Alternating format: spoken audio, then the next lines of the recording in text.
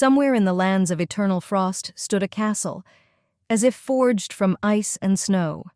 In the regions of Belos, summer never came, and wanderers died because they could not A middle-aged man came out of the palace gates.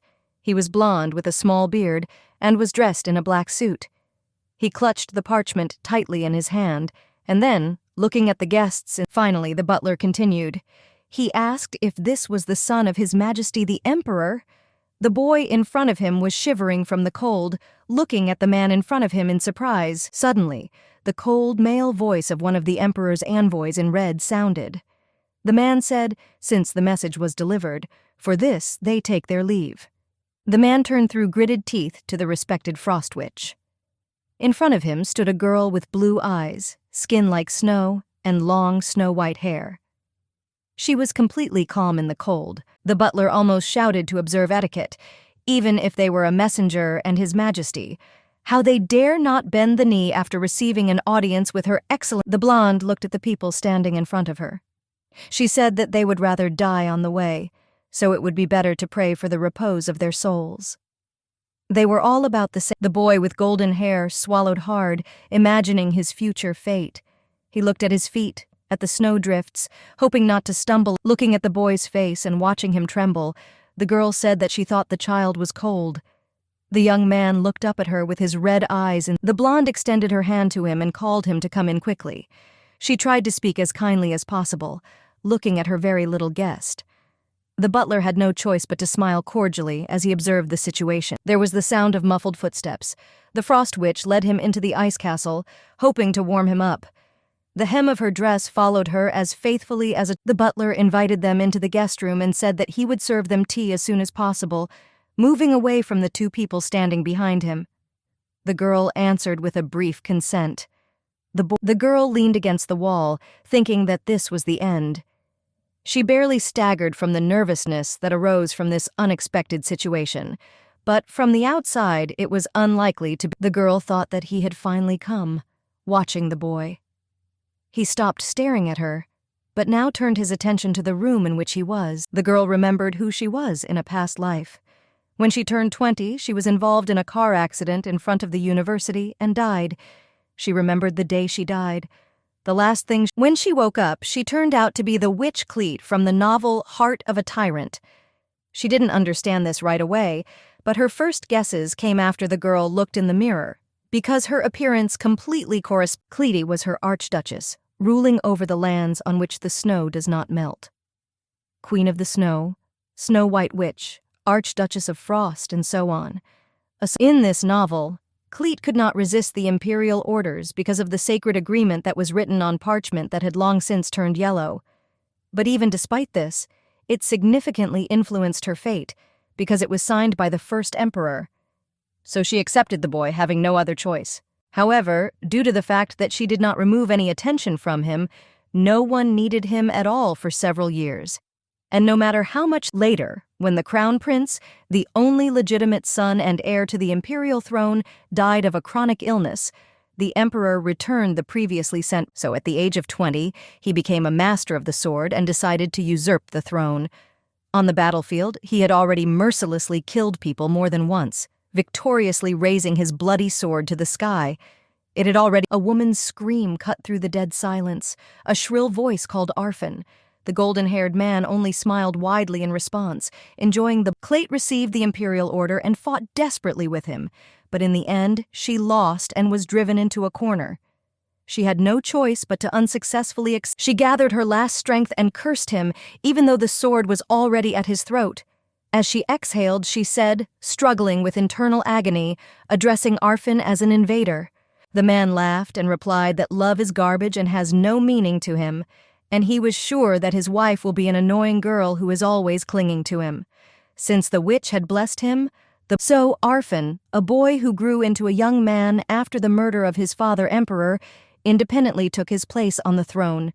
He killed many on the way to his goal, and Suddenly, lights flashed inside the golden-haired man. They burned everything in their path, leaving nothing alive, but resurrecting something long forgotten. It was a day that was no different from the previous ones. The girl wouldn't say the exact acquaintance, But she definitely remembered that the girl with long brown... They fell in love at first sight and continued their secret meetings. They both craved them, looked forward to every new walk. But as soon as Arfin, tightly hugging his girlfriend, whispered in her ear that he loved her, the same curse began to sound in his head. That Ophelia also heard the curse. Her face was distorted with fear, and despite the long-awaited words, she felt sick. Cleet's curse has begun to take effect. My vision started to get dark. A beauty with brown hair saw the murders. Because of what she saw, the girl ran away from him. And the ending of the novel was their love that never came to fruition. And again, no matter how much Arfin kneels before Ophelia, but the witch reminded herself that this was not at all important now, returning from long thoughts. The main thing is that this crazy tyrant was finally... She became Cleet long before he appeared, although for some time she was shocked that she had become a negative character. But the girl in this world has a simply wonderful appearance. Realizing that she still had a lot of time left, she completely relaxed and allowed herself to calmly explore the world, read books, even if they were not always moralizing. At least that's what she thought for 200 years. She could lie in bed all day and eat cookies while the butler watched her procrastinate to the right of the bed. There was practically nothing to do. There was still plenty of time. The girl thought that first she should pull herself together and tried to force herself to come up with at least some kind of plan. There must be at least something she learned. At first, the blonde witch thought that it seemed to her that he had really said something. But the boy said this word again, in an even more timid voice, but this time also trembling. After a couple of moments, the child shyly lowered his gaze, but continued. He said that it seemed that the fact that he was brought to Cleet's face dropped completely, and his eyes went blank. He said that if the witch wished, she could send him back. The cold witch looked at the blue-eyed blonde looked contemptuously at the very little boy standing in front of her. Was this what a child should say in such a situation? The blonde did not stop looking at the boy and thought that this cowardly boy was not at all like the tyrant from that story. Well, no matter how you look at it, with an awkward movement, the girl carefully extended her snow-white hand towards the golden-haired child. Her mind told her not to doubt anything and kill the child. Girl, boron olas with your own thoughts. She abruptly looked away, but judging by the fact that she could not do this with a light heart, this meant that even after 200 years, her true character had not turned into a witch, but remained. Cleet's gaze became clouded, and his pupils darted from side to side. The girl tried to normalize her shortness of breath and stop her hysteria. A new idea, the image of a handsome, golden-haired young man appeared in my thoughts. That he was not a bloodthirsty tyrant, but, for example, loved nature and flowers. Even if he didn't have a great character, couldn't she make him into a pretty good person? The girl dreamed that she could change the future of this boy, raising him to be a... Couldn't she raise him so that he would kill her? The girl decided that she would at least try. We needed to start acting now. But nope. The girl asked what kind of absurdity this was and carefully watched the boy's reaction to her words. His face was stained with tears. Whole storms of tears were rolling down from his eyes, his nose. The girl, frowning, leaned closer to the boy. Her eyes seemed to flash angrily with bright blue fire. The blonde asked in a whisper. His trembling only intensified, and tears flowed quickly from his eyes again. The girl looked at the golden-haired young man in bewilderment. It was clear that he tried to restrain his emotions, but he was not very successful. The blonde wanted to scream, but remembering that there was a very young future tyrant here, she remained silent, only thinking dissatisfiedly. Why does he look like he's going to cry? The girl reminded herself of the first rule of friendliness. It said that the main thing in any situation is to smile. She looked at... Finally, the boy could hold back no longer. He covered his mouth with his hands to prevent the occasional sobs from being heard, although they seemed to be heard throughout the building. The butler immediately came running to the young man's annoying sobs. He called out to Her Excellency and asked why she was making the child cry, moving the boy closer to him. Patting the boy on the shoulder, in the hope of calming the boy down, he told him to calm down. The butler assured the boy that Cleet was not as scary, but she stopped in the middle of her thoughts, realizing that now was not the right time to examine herself. She decided that she needed to do something. Pressing himself against the butler's shoulder, the boy sobbed bitterly, no longer embarrassed by his own sobs. Clayt thought that if her life was dear to her, then she should raise this child as obedient and kind as possible. The sounds of children crying were heard throughout the room. The child whined loudly, not embarrassed by the presence of other people. The elderly butler continued to hug the boy. He asked what the girl said that the gentleman was in such upset feelings. The butler believed that she did nothing. Still, this girl looked frightening even when she just stood motionless. The witch asked what he was talking about. The girl left the room that very second and headed to the nearest mirror. Finally, in one of the spacious rooms, she found a large floor lamp. The lady smiled tenderly at her reflection and said that she was beautiful. The girl thanked Edmund for, to him, she saw something amazing. Upon returning, the lady immediately addressed the man mockingly. Has he really forgotten how in his youth he was in love and ran after her sobbing? Rolling his eyes, he continued his thought that the girl was very beautiful, but her face was as cold as ice. The man lost his temper. The girl just looked at him. The man asked what child would not be scared when looking at her. His voice sounded more polite this time. The blonde witch turned her gaze to the child who was still sobbing, clinging to the man. The butler smiled cordially at Arfin. He asked the boy not to cry, saying that his smile would suit his face much better, and calling him dear and prince. He pulled the child. The gray-haired man, as if having come to his senses, looked in bewilderment at the lady. He asked, "Why did the emperor?" The butler still glared at the witch with a puzzled look, and added that the path to get here was very harsh. The girl thought that asking such questions in front of Still, the witch did not find anything better than to say directly that she was asked to become the guardian of this child. The butler couldn't believe that the emperor asked a person like her to do this. The girl started to talk about how this child could ruin her life, but she remembered the child standing in front of her. She shook her head. Having come to his senses, the butler fell silent abruptly, not allowing himself to finish his own speech. It was not for him to decide imperial affairs. The man gently ran his hand over the little prince's cheeks, wiping away his tears and calling him unhappy. He tried to say it as gently as possible. The girl answered emotionlessly that if you raise him, paying due attention, he will definitely not die. The only problem was what he would become. The blonde witch already... The lady said thoughtfully that it seemed the boy had stopped crying. She coldly ordered the butler to find a good room for the boy. Her order echoed throughout the room. Edmund replied briefly that the Witch of the Cold suddenly remembered something and quickly rattled something in the direction of two retreating silhouettes. They immediately turned around. The butler, stuttering, the blonde lady told the butler to find him a warm room. She even added the word please at the end of the sentence, which was unlike her. She was clearly embarrassed by her own words. The butler opened his eyes wide, looking at the lady, but the boy did not stop crying for a second. She heard that small children are very weak, so they catch cold easily. The girl tried to explain her request. Smiling widely, the butler said that he understood her. In response, the girl only looked sternly with her bright blue eyes and said in a cold tone that the blonde beauty looked intently at the two people moving away from her. The sounds of their footsteps echoed throughout the hall. The butler carefully held the little golden-haired prince's hand, as if afraid of hurting him. When the silhouettes disappeared from sight, the cold witch thought, looking away to the side, "The child has arrived. I think we should at least write a letter to the emperor." She plunged into somewhere in the distance, in the lands of eternal cold and frozen ground. A dark, cold night reigned in Belos. The girl Suddenly it started snowing that same night. Not strong at all. Usually it's in this weather that kids go out for a walk, the blonde beauty thought.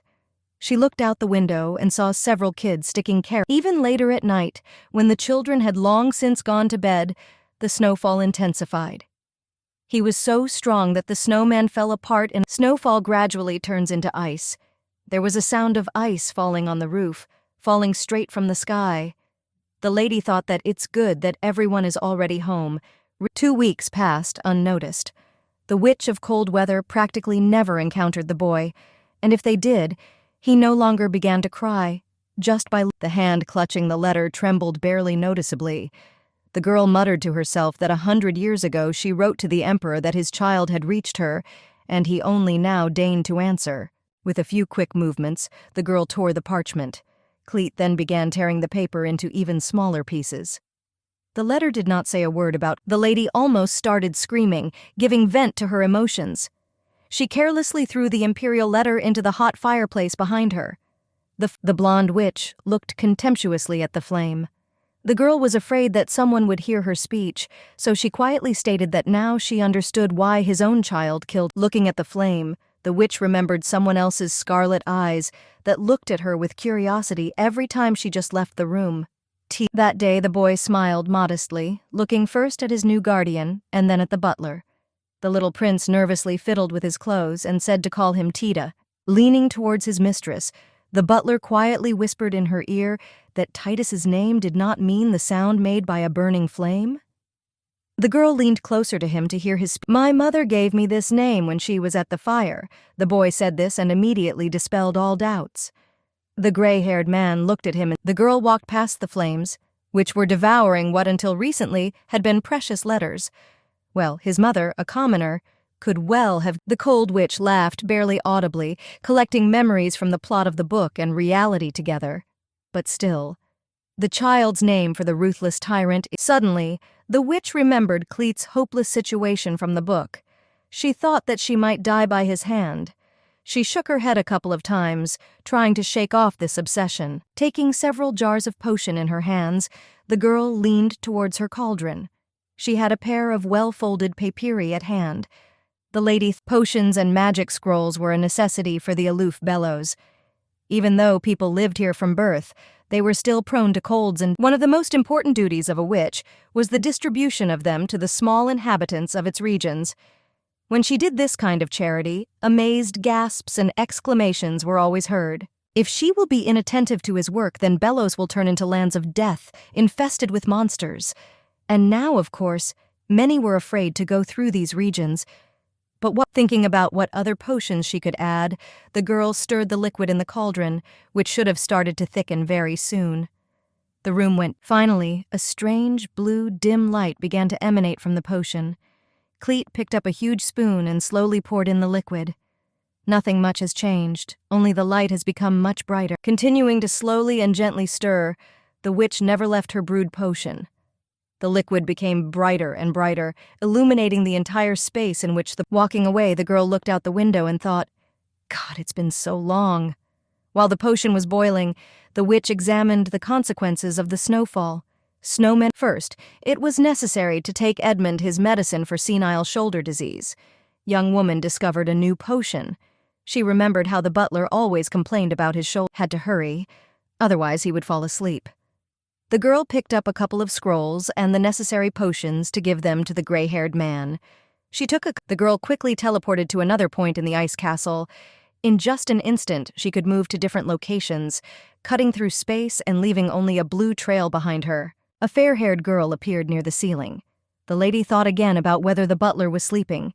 She looked down and realized that the butler was not there, but there was a small child on whom she was very surprised when she realized that she had made a rather serious mistake in teleportation.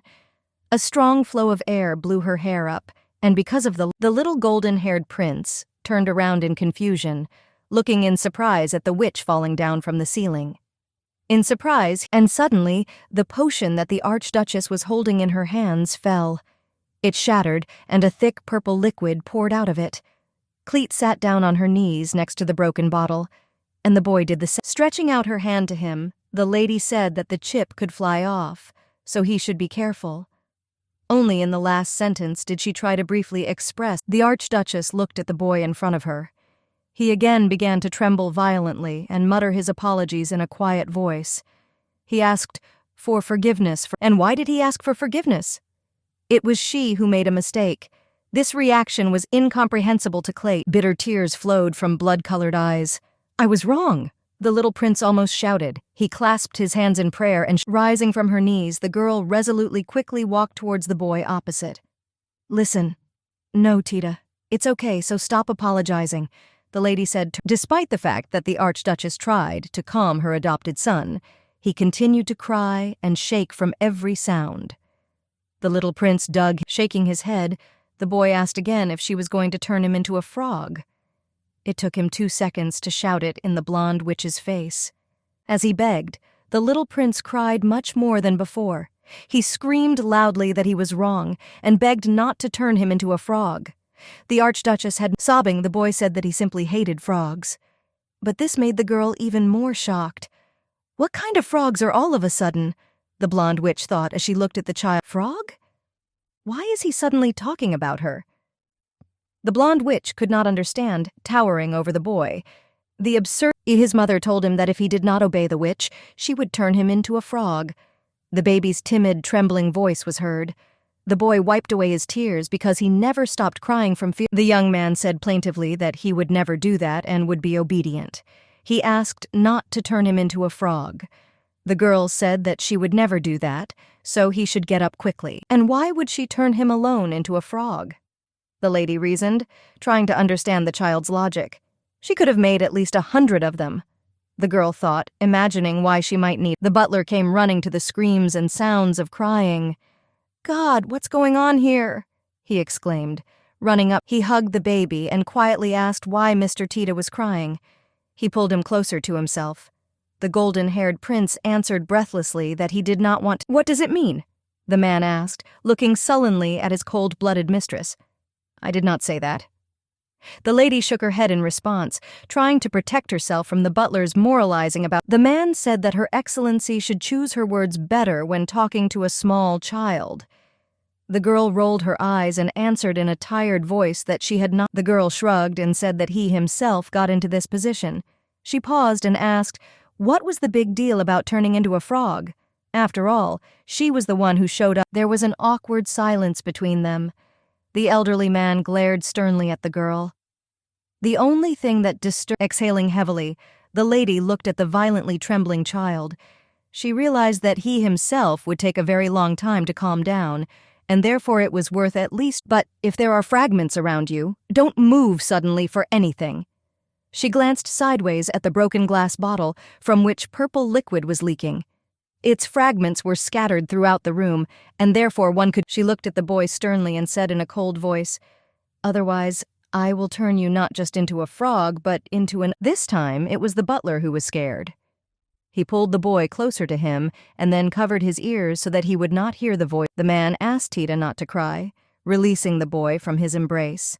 He smiled cordially at the child and continued his monologue.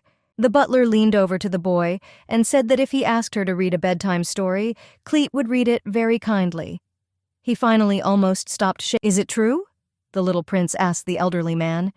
He opened his eyes wide, clearly not believing his words. "Of course." The boy slowly turned to the lady and asked in a trembling voice, "Your Excellency, will you read me a bedtime story?" He was very worried. "It's blinding," thought the blonde witch.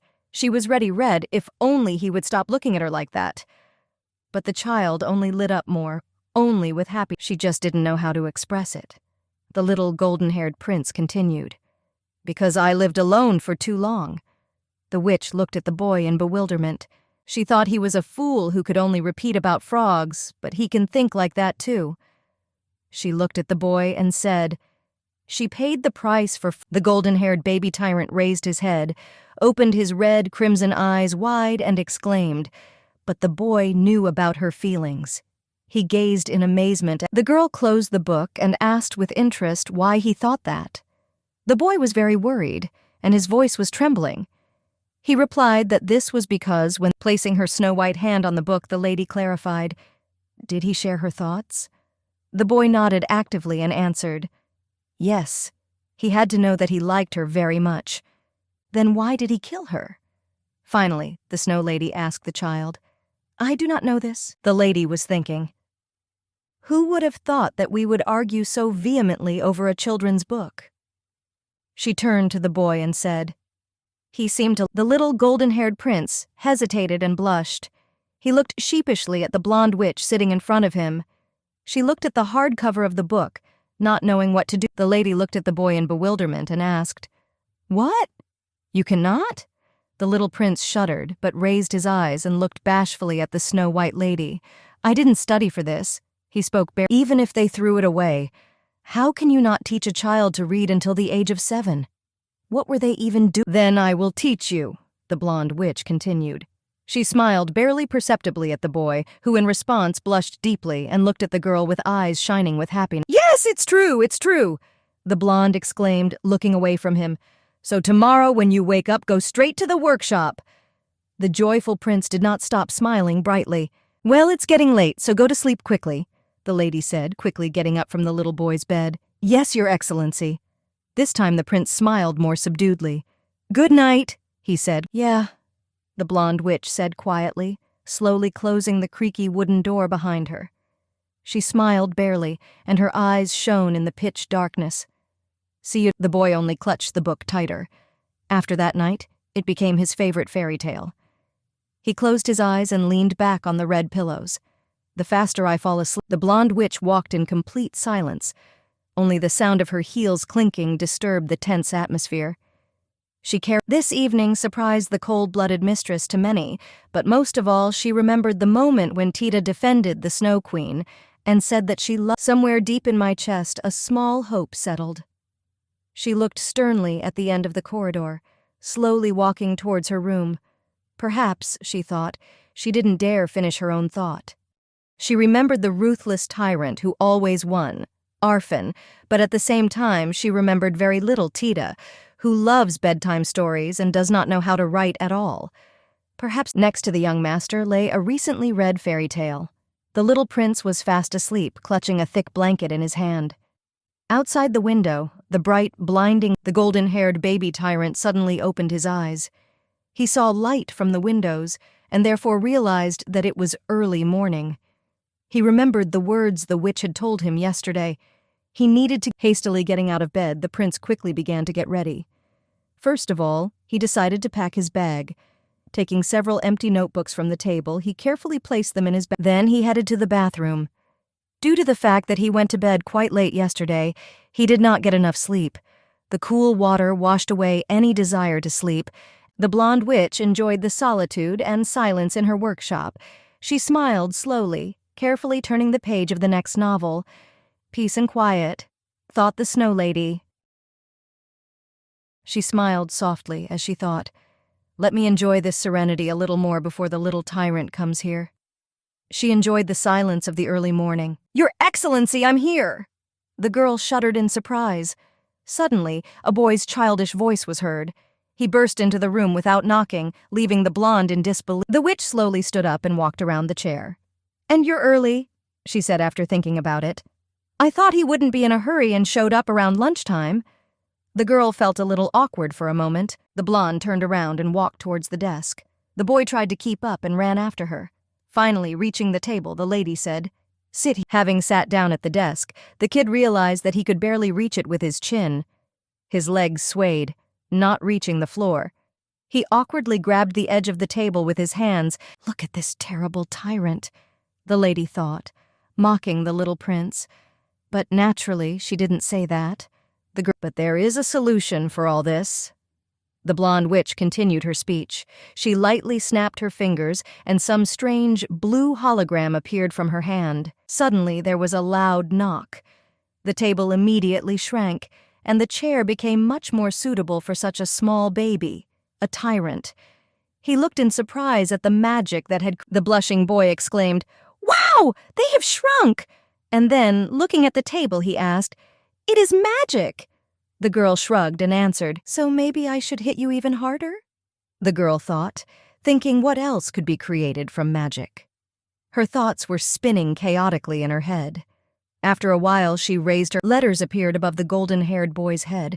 They spun in the air along the waves of magic, creating simple patterns. Incredible! The little kid exclaimed, The tyrant. His eyes sparkled, and his childish, chubby cheeks turned slightly red. He opened his mouth in surprise, trying not to miss the blonde witch thought mockingly. Just look at that stupid expression on his face. The boy pointed his finger at the letter and said what it was called. The little prince took out a couple of books and ink and a pen from his backpack. Looking at the letters, he began to carefully write them down. The girl laid out empty bottles in front of her, remembering exactly what potions she should have made today. She thought, glad that she wouldn't have to. The blonde witch exhaled heavily and thought with relief. Okay, I'll get to the potions for now. She sat closer to the table and picked up a notebook in which she had written down a plan. Suddenly, the little golden-haired prince silently rose from his chair and quickly walked towards the Snow Lady. Approaching her from the side, he turned. Out of surprise, the Snow Lady shuddered and almost jumped. She exclaimed loudly, "Scared me! What are you doing? It's dangerous, so move away!" The boy awkwardly stood nearby. The fair-haired lady looked blankly at the little golden-haired prince. "What? Already? So fast?" she asked, not believing After a short pause, the blonde exhaled heavily and asked, "Are you sure you can pass the exam right now?" The boy nodded confidently. "If you deceive me, I will punish." The blonde witch said thoughtfully, "Well done." It seemed that the boy was about to light up with happiness. Then the lady thought. Then the lady began to think, so what should we teach him now? She expected that it would take them at least 4 days to write one alphabet, so she didn't prepare anything at all. The little prince, in a quiet voice, the golden-haired little prince said that he wanted to ask her something. He shifted uncomfortably in his chair, fiddling with the edges of his clothes with his hands. "Could you show me how to spell your name?" Finally, the boy asked, awkwardly lowering his gaze to the floor. "What?" asked the amazed blonde witch. She clearly did not expect such a request from a kid. During the awkward pause, there was only the sound of the gurgling potion that was brewing behind the newly made family. Finally, the girl asked a question. "Why did you suddenly need my name?" "Now, I want to learn your name," the little tyrant continued in a trembling voice. In response, the blonde frowned slightly and thought, "That's exactly why I ask. Why my name?" the girl thought in confusion. With a slight movement, she swept away the alphabet with her hand, and with a thin white finger, she wrote her name on the blue, luminous liquid cutting across the ceiling. The little prince watched in fascination the magic of his mistress. "It is read as Clete," she said, and then repeated again, "Cleet." The boy quickly took a pen and ink from the table, and then the lady erased her name with her palm. "Well, at the same time." She paused briefly, drawing new letters in the air. She glanced awkwardly at the little golden-haired prince, who was writing out each symbol with great diligence. "What a funny little boy." A thought suddenly occurred to her. "Isn't your name—" The boy looked carefully at his piece of paper and barely audibly muttered to himself, "Clatet, Tida." Sometimes he made short pause. "Your Excellency." A boy who had just finished his own thoughts turned to her. The blonde witch indifferently turned to him and asked in a dissatisfied. Suddenly the boy smiled brightly and said, "Thank you." The girl did not understand at first, and therefore looked questioningly at the little prince and answered, shifted awkwardly from one foot to the other. He fidgeted in place, not knowing what to do with the insistence of the snow mistress's gaze. "I think the child is cold." The cold voice of an unfamiliar lady sounded. The boy, not believing his own ears, looked at the girl incredulously. He raised his head sharply and watched her, trying to find a catch in her words. The butler stood in front of the witch. At first he seemed like a strict man, but when he looked at the baby, he smiled cordially. The blonde extended her hand as cold as snow to him and said, "You said that maybe I'm cold," the golden-haired youth said, looking at the tall lady in front of him. He clutched tightly in his hands a piece of paper with names neatly written. The lady looked at the golden-haired little prince smiled brightly and looked admiringly at the blonde witch with his bright purple eyes. They reflected the bright sunlight, and therefore they seemed to glow. Finally deciding," the guy said. "You were the first person who was worried about me," he said without ceasing to smile brightly. The lady was surprised by his words. She unexpectedly for herself, the blonde blushed deeply. She didn't know how to explain the sharp warmth that settled somewhere in her chest. Her heart began to beat quickly, and her thoughts went out of her. Turning sharply so as not to see this childish, inquisitive gaze, the witch said, "It's not like I was particularly worried. I just thought that if you leave a little guy like you standing there any longer, that's why I wanted to know your name first." The golden-haired little prince continued speaking. He clutched such a precious piece of paper even tighter. The blonde girl furrowed her eyebrows as she listened to such an inspiring speech from the little boy. She kept blushing, and then she thought, "And how should I react to this statement?" The prince came closer to the lady, who moved away from him a couple of steps. "Well, if you said everything, you can go back to your place. And be sure to repeat what you have done today." Turning around, the very small youth headed towards the exit from the workshop. Finally, he said in a ringing voice, "I am very grateful to you for today, Your Excellency." Hearing the sound of the door closing, the girl looked to the side, where only recently stood a warmly smiling little restless prince. She still couldn't get... The blonde witch remembered his recent words. She was the first person who was worried about Tida. Was this really true? And he spoke with such a joyful face? "Yes, this is why you should cry." He forgot the piece of paper with his dough, the fair-haired lady thought as she walked closer to the children's table. She picked it up thoughtfully. Having attached a piece of paper to the wall using several pushpins, the blonde girl hurriedly went to the other end of the workshop to the brewing potion, muttering to herself dissatisfied. Very annoying. "We need to quickly teach him the basics and get rid of him by handing him over to Edmund." The Snow Lady said a little louder, moving closer and closer to the table. A week has passed since then. Every day the boy improved his writing and reading skills more and more. He already knew how to write not only his name and the name of Cleet. The girl gave him another test, and Tida, as usual, quickly passed it. The lady wondered how he could learn so quickly. This was the last exam from Cleet. Now that she had explained the basics to the boy, he could calmly begin studying with Edmund. The girl was about to leave the room, but then she remembered the most important thing. She turned to Edmund again, telling him not to teach Tida the art of sword. Then the butler, as if by chance, added that Mr. Tida's mental abilities were truly amazing.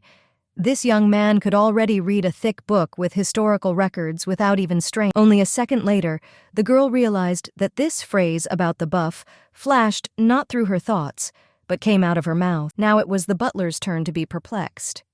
He asked again, "What other character are we talking about?" The witch replied that Edmund tilted his head in confusion, asking if his mistress was joking. He couldn't even imagine that the thoughts of this noble witch could be occupied with something like that. And how could such a... The butler added, "Doesn't the witch know that the only drawback of this boy is his excessive simplicity?" In Edmund's eyes, Tida was God's dandelion. Cleet looked away. After that, the man with the monocle raised his hand to the crew, stroking his mustache, and looked away upward. As if the witch expected to hear the worst.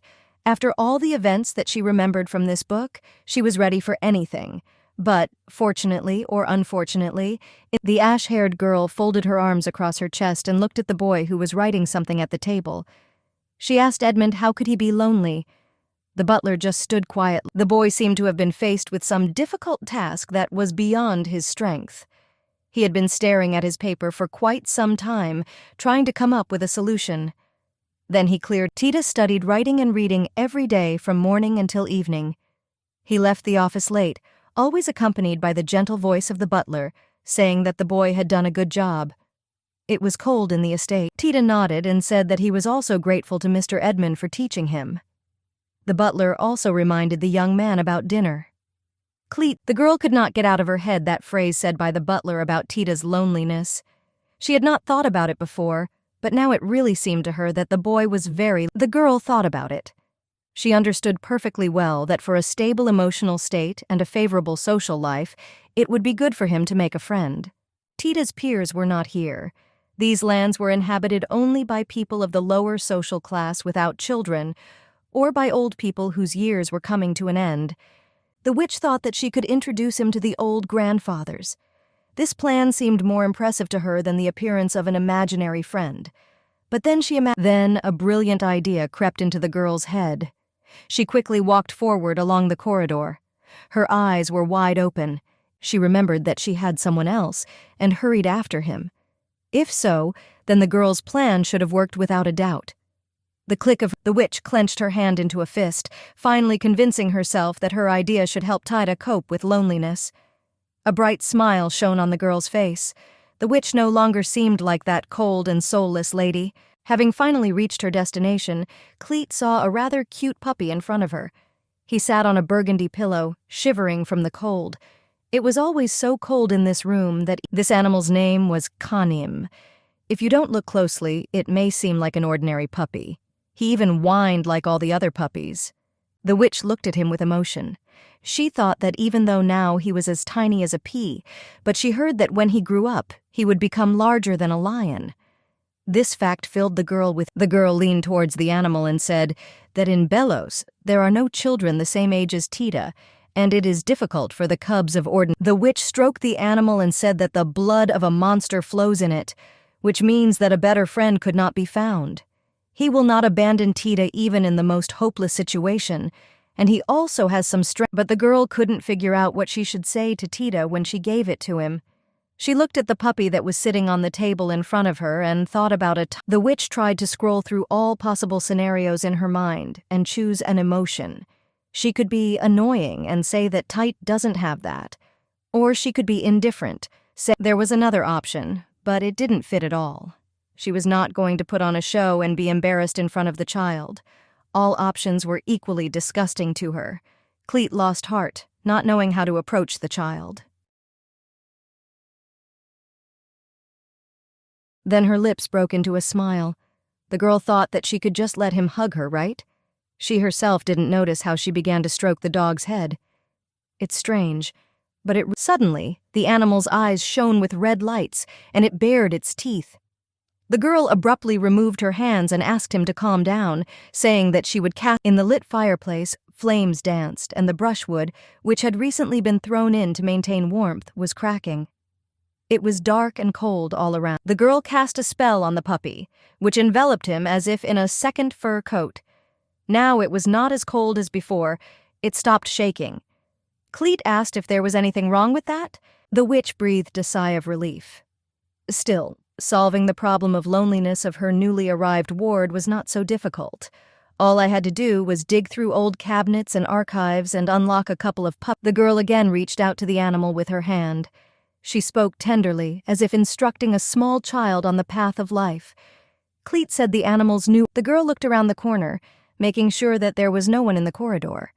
She was still a little afraid of Titu, since he was supposed to kill her at the end of the story. In her arms, Cleet was holding a cute... She was a little surprised that there was no one in the corridor. The girl tensed, thinking that the boy was already asleep. She stroked the animal's head to relieve the tension. The witch was dressed in a white dress, and Cleet was perplexed. She was just peeking around the corner, as if she was about to do something terrible. What was she even doing? The girl didn't even do anything wrong. Then the girl decided that she needed to give the animal back as quickly as possible and return. She quickened her pace and approached the door.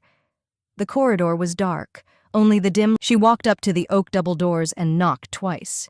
She was still plagued by doubts about whether she was doing the right thing. No one opened. The wait seemed like an eternity. Then steps were heard. About to knock again, having already raised her hand to the door, the girl heard someone ask who was there. The witch flinched in surprise. Then Tida's voice was heard again. He asked if Mr. Edmund had come. The girl became even more worried and spun around. Now she really wanted... The girl didn't have time to gather her thoughts and simply dropped the animal, giving it a final wink. She said that he is counting on him. Now she got rid of the problem of communication with... Tida went out into the corridor but did not see anyone there. He looked around again, trying to figure out who had just knocked on his door. Then his gaze fell down. There, right outside his door, sat... Tida still could not understand who knocked on his door, but now his gaze did not take his eyes off the gray and cute little ball of fur sitting under his door. The animal whined. It seemed that the puppy was completely frozen. Judging by this, it was indeed very cold in the estate. Tida's room was the warmest, and therefore the best. Tida picked up the trembling animal in his arms and asked where his family was. It seemed to the boy that the poor guy had simply gotten away from his family, and that's why he was whining. Cleet watched everything happening from around the corner. She heard the boy say that the puppy was so cold. The witch thought that of course he would be cold because she hugged him all the time. Then the boy hugged him close, saying that he would keep him warm. If he had nowhere to go, then the puppy could stay with him. Tida continued to say that Her Excellency and Edmund will definitely allow it, and from now on he will become a friend to this puppy. The boy looked very happy because after a long time he had... Cleet continued to watch all this from around the corner. She was happy that her plan was successful. The girl watched as Tida took the animal into her room, saying that she would need to give... The girl smiled. thinking that she didn't feel so bad when she saw that he was happy. It was a pleasure to watch Tida happy. She breathed a sigh of relief and was about to leave. Her cheeks turned red, and she thought that she knew that children were incredibly simple. The girl was very glad that Tida liked her gift.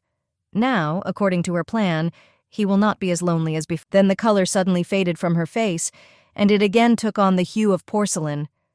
The girl thought about why she was so happy about this. The girl used her teleportation skill and instantly found herself in the middle of another corridor. She couldn't understand why she was grinning here. There was no way she could go The girl needed to pull herself together, and she understood this perfectly. The room filled with cold with the arrival of the witch. The girl's hair. Cleety justified herself by saying that she did this only in order to at least slightly reduce the likelihood of Tida going astray. The girl nodded several times, pushing her thoughts away and trying to believe in her belief. The girl imagined how the boy was now sleeping in an embrace with his new friend. Surely everything was going right according to her plan.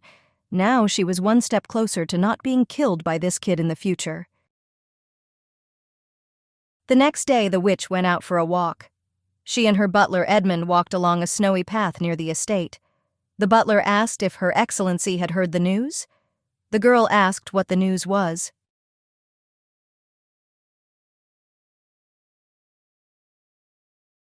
The butler said that the news was that Mr. Tida suddenly had a little puppy. The girl turned away and pretended that she didn't care at all. She said distantly that she believed he had picked it up somewhere. The butler's face lit up with a smile. The man said that he simply brought this to her attention so that she would be aware. He continued, but Cleet thought that the butler's face had aged a lot, and she had not noticed it before. Having walked a little further forward, Tida appeared before their eyes, who was just walking the dog which, according to Edmund, was given to him by heaven. For some reason, the boy immediately noticed two people who had just appeared on the horizon. He smiled happily at them and walked towards them. The animal, the boy's new friend, ran. He greeted Mr. Edmund and Her Excellency. Edmund also greeted Tida. The boy asked if these two were also out for a walk. The witch didn't often leave the estate just to. As soon as Tida came closer to the two people, his dog froze in place and began to growl at Cleet. He immediately tried to calm the puppy down. While calming the animal, the boy mentioned that the dog's name was Snowball. Edmund became interested in this nickname and asked again if this was the butler smiled again and said it was a wonderful name. In his opinion, it was ideal for a dog living in an ice castle. But before he could finish this phrase, his speech was interrupted. His gaze fell on the animal again, and the man shuddered, saying that this could not happen. His eyebrows immediately knitted to the bridge of his nose, and his face tensed. The butler's sharp fangs were visible in the snow-white puppy's mouth. They were clearly visible as the animal continued to growl at Cleet. Edmund couldn't be wrong. Then the man turned his gaze to Snowball's paws to confirm or debunk his guesses. The animal's claws were exactly as sharp as its teeth. All he had to do was wish it, and these claws could even tear the. Edmund turned sharply and looked in the direction of the witch, and she, in turn, also looked away. Tida watched the sudden change in emotion. The butler took the girl aside and asked if she could really give His Highness a monster. Cleet replied that in Belos, do they sell many types of pets? In response to her reproach, the butler again started his. Tida's voice pulled the two people out of their squabble. The boy said that when he first saw this animal, it was so small and white, just like a real snowball. The boy seemed to be in. The man wiped the sweat from his face and said that he believed it was so.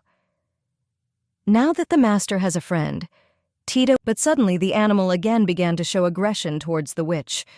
Snowball grabbed the hem of her dress with his teeth and still. Tida said that he does not know why the animal is acting this way today, and he is very sorry. The girl frowned and looked down. The witch remembered that Canis once said that if he once chooses a master for himself, he will continue to attack everyone, except for the only person. Cleet continued to watch but whatever it was, the girl did not understand how any monster dared to treat her like that. She closed her eyes and exhaled, trying. Cleet's eyes reflected the whole gamut of emotions: anger, aggression, a bit of sadness, and even delight. She mentally said loudly, "He is the guardian of his owner." The monster heard what she wanted to tell him. The dog trembled and began to retreat. The sight of this cold witch instilled only fear in the animal. Now, the dog then curled up into a ball at its owner's feet. Tida tried to calm his charge, stroking him on the back and trying to pick him up. But Tida said that he is usually very quiet, but now he seemed scared when he saw so many people. Edmund understood what the boy was getting at and said that he would need to train the puppy little by little. Tida again looked down at the trembling Snowball, who... He seemed to cover his eyes with his paws in fear and said that he had never trained animals. The boy needed help caring for his new friend. Then Edmund, as the best teacher, said that he could help Tida. He said that from today, the boy can bring him to their classes. Tida looked at the butler with eyes full of... Tida smiled and thanked Edmund. Then the teacher remembered that Tida could also go to the library. There were several books there with different ways of raising animals. While they were talking, Cleet stood aside. There was such a friendly atmosphere between these two that Cleet and Tida could not even dream of. It seemed that the boy and the butler had known each other for a very long time. Cleet furrowed her brows, thinking that Edmund hadn't even done anything, so why did Tida like him so much? But it was she who brought the dog, and not someone else. Edmund said that Snowball is very active, so he needs to be walked as often as possible. Otherwise, he will start chewing all the furniture in the estate. Tida immediately confirmed that Snowball did not seem like an ordinary puppy. Even though the dog was quite small, he was also very strong. The boy was delighted because for the first time he saw a dog with sparkling golden eyes. He became even more attached to his new friend, whose look now seemed joyful. The witch and the butler looked at each other. They both knew very well that this was an unusual dog. Cleet to some extent felt guilty that the boy took the puppy in his arms, smiled broadly and said that he was completely... I am sure that this wonderful white dog with golden eyes... When Cleet first heard that she was called an angel, the girl smiled and even felt as if wings were growing on her. Everything around her seemed magical. Tida beamed with happiness, thinking that a real angel had given him an animal, and this same angel, in the person of Cleet, was perplexed by what was happening. The butler was even... The young man admitted that, to be honest, he was a little lonely in the snowy estate. And now he has a real friend, white as snow, soft and fluffy. Tida was sure that angels existed, and one of them found out how lonely and sad he was. That's why I sent him Snowball. The boy added that from the very beginning, he was even going to name the puppy Angel. Hearing this, the butler laughed. Cleet felt awkward, so she decided to quickly leave. She said that she urgently needed to go to her office as there were still a couple of unresolved matters. Edmund knew that the girl had no unfinished business and was just about to say this when he felt the prick of a stiletto heel in his leg. A piercing... Cleet purposely pricked Edmund with a stiletto heel so that he would not spill the beans. She pulled the butler along with her, quickly saying goodbye to the boy. The butler... Edmund decided that now was the best time for jokes. Therefore, he asked the witch if she was really preparing to become an angel and ascend to heaven without warning. But the butler did not let up. He said that God clearly would not have appreciated her enchanting transformation from a witch to an angel. Edmund continued to smile maliciously. Edmund asked if Mr. Tida knew that his beloved puppy was a half-breed with a touch of monster. Cleet was not stupid, so of course she did not tell the boy about the dark side of his new friend. It was a secret. The girl looked away and asked the butler not to tell the young man about this yet. She was afraid that Tida would be scared, but he just stopped thinking that he could be turned into a frog. The boy might have felt deceived. Cleet assured the butler that there was nothing to be afraid of, because Canis had said that if he was raised well, he would become even more obedient than an ordinary dog, so there was nothing to worry about. They turned around when they heard Tida call out to his dog. The boy's voice sounded joyful and enthusiastic. He liked to play with Snowball, and he was ready to spend... Tida threw a bone to Snowball, who caught it and brought it back to his owner. They played carefree in the park while Cleet and the butler watched. The boy and the animal got... During the game, Snowball jumped so high that with great strength he was able to snatch the bone from his owner's hands. Tida was surprised. Snowball began to quickly run away after getting the bone. The boy ran after him, shouting that he couldn't eat it because it was just a toy. But the situation was really funny. Joy was reflected in Clate's eyes, and a slight smile was frozen on her usually cold face. The boy, joy, warmth, and friendship began to spread throughout the cold castle. Clath said she feels this good energy. Everything around seemed to begin to wake up. Tida finally caught up with the dog, picked him up in his arms, and began to explain to the pet that there was no need to run away. The puppy held the bone in his teeth, the boy decided to teach Snowball commands every day. He threw a bone to the puppy, and according to the terms of their game, he had to catch it and bring it back to the owner. One morning, Clotilde called the butler to her place to give him an assignment. Edmund was always ready to fulfill any whim of the mistress. He was a faithful butler. The girl turned to the door, near which the butler stood, and said that the daughter of the head of the Tida clan was ill and needed help. Edmund tried to remember some information about the Tida family. After thinking a little, the man remembered that the Tida clan is a family of guardian foxes. They live in a village that is located in the territory. Clatha continued to read the letter she had recently received. It said that the girl's life was not in danger, but it seems that the illness was very serious, and the daughter of the head of the Tida clan handed him a bag of herbs and potions for the sick girl.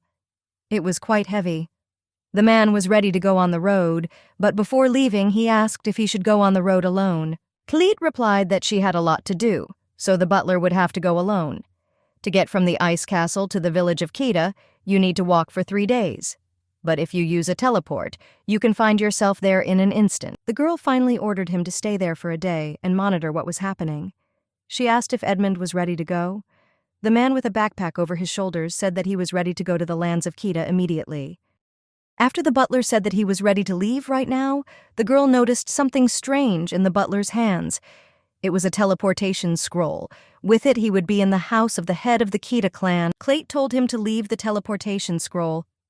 The butler looked at the girl in bewilderment and tightened his grip on the scroll in his hands, not wanting to leave it. She added that it would be better if he stayed there. The man was upset by her words. He asked who would take care of her if he were not there. The witch Edmund was afraid to leave the estate in such unreliable hands. A witch, a baby, and a monster seemed like a bad combo to him. He was especially worried that he was leaving Mr. Tida in the care of a witch. His face became gloomy just thinking about it. The girl said that she understood everything and would take good care of the baby and his dog. The butler tried to argue something. He remembered that he promised to have lunch with Mr. Tida, but before he could finish his thought, Cleet teleported him. The girl did not want to listen to what he was talking about. The room was filled with silence as the butler's power vanished into thin air. Now this old man was somewhere on the other side of the Cleet lands with a bag of medicine in his back. The witch breathed a sigh of relief and smiled. She said it was much better and quieter now. The girl remembered that he wanted to say something at the end. Having dealt with one problem, the witch decided to head to the research laboratory to work on new potion recipes there. She also used teleportation, and after a moment her silhouette disappeared into the air. She felt confident in the laboratory. The girl liked to develop new potions and medicines. Therefore, she set to work with diligence, collecting everything she needed to bring her new idea to life. She had something prepared for this day. The girl waited so long for Edmund to leave the estate to begin a new experiment. In her hands were scrolls, a box, and several flasks with... Today, she was going to enjoy creating dangerous magical items, which she couldn't do because she was worried about the old man's reaction. She placed the ingredients she had selected on her table. Dangerous potions and reagents, herbal tinctures and crystals, toad legs, and the witch's soul rejoiced. Finally, she could do what she loved. The girl was looking forward to this day so much that she didn't even know where to start. She had a lot of different ideas in her head that she wanted. She had already come up with a new recipe for the potion when the thought flashed into her head that Edmund had asked her to look after Tida and live together with him until his arrival. The man asked not to leave. She was distracted from her work and decided to follow the butler's request and go check on her charge. The girl left all the reagents and scrolls on the table and decided that she would still have time. After all, in her opinion, if you leave the child for a long time, he can create unnecessary problems. For example, breaking things that are dear to her, or even... And no matter how much she wanted to continue her work in the laboratory, the girl decided to go and keep an eye on the baby so that he would not harm either himself The girl instantly teleported to where Tida was. She was still going to fulfill the butler's request. The boy was dumbfounded when he saw a witch appear out of nowhere. He was holding a puppy in his... Cleet then moved closer to Tida. Now she noticed that the baby looked a little worried and sad. He asked if she knew where Mr. Edmund was now. It seems that the boy was worried about the fate of the butler. The witch did not expect that the young master was so worried about the butler. She was confused. Cleet coldly replied that Edmund had gone to the village of Kita on an errand. Tida sank. His expression became even sadder than before. The boy said that Edmund promised to cook something tasty for lunch today. This seemed to be very important to the little gentleman. Cleet furrowed her brows. She couldn't understand why she didn't like Tite so much, but now it seemed to her that it was due to the fact that he was more attached to the butler. The girl also thought that it was just lunch. She could cook it too. Tida turned around and slowly trudged towards the exit of their room. He stroked Snowball and said that, most likely, they would have to have lunch together today. The young man looked at the girl in surprise, and she cleared her throat, as if trying to find the right words. She wanted to prove to him that she was no worse than Edmund. A new plan was maturing in the witch. Then she was still able to squeeze out a few words. Cleet called the boy to come with her, since she had some things to do in the kitchen.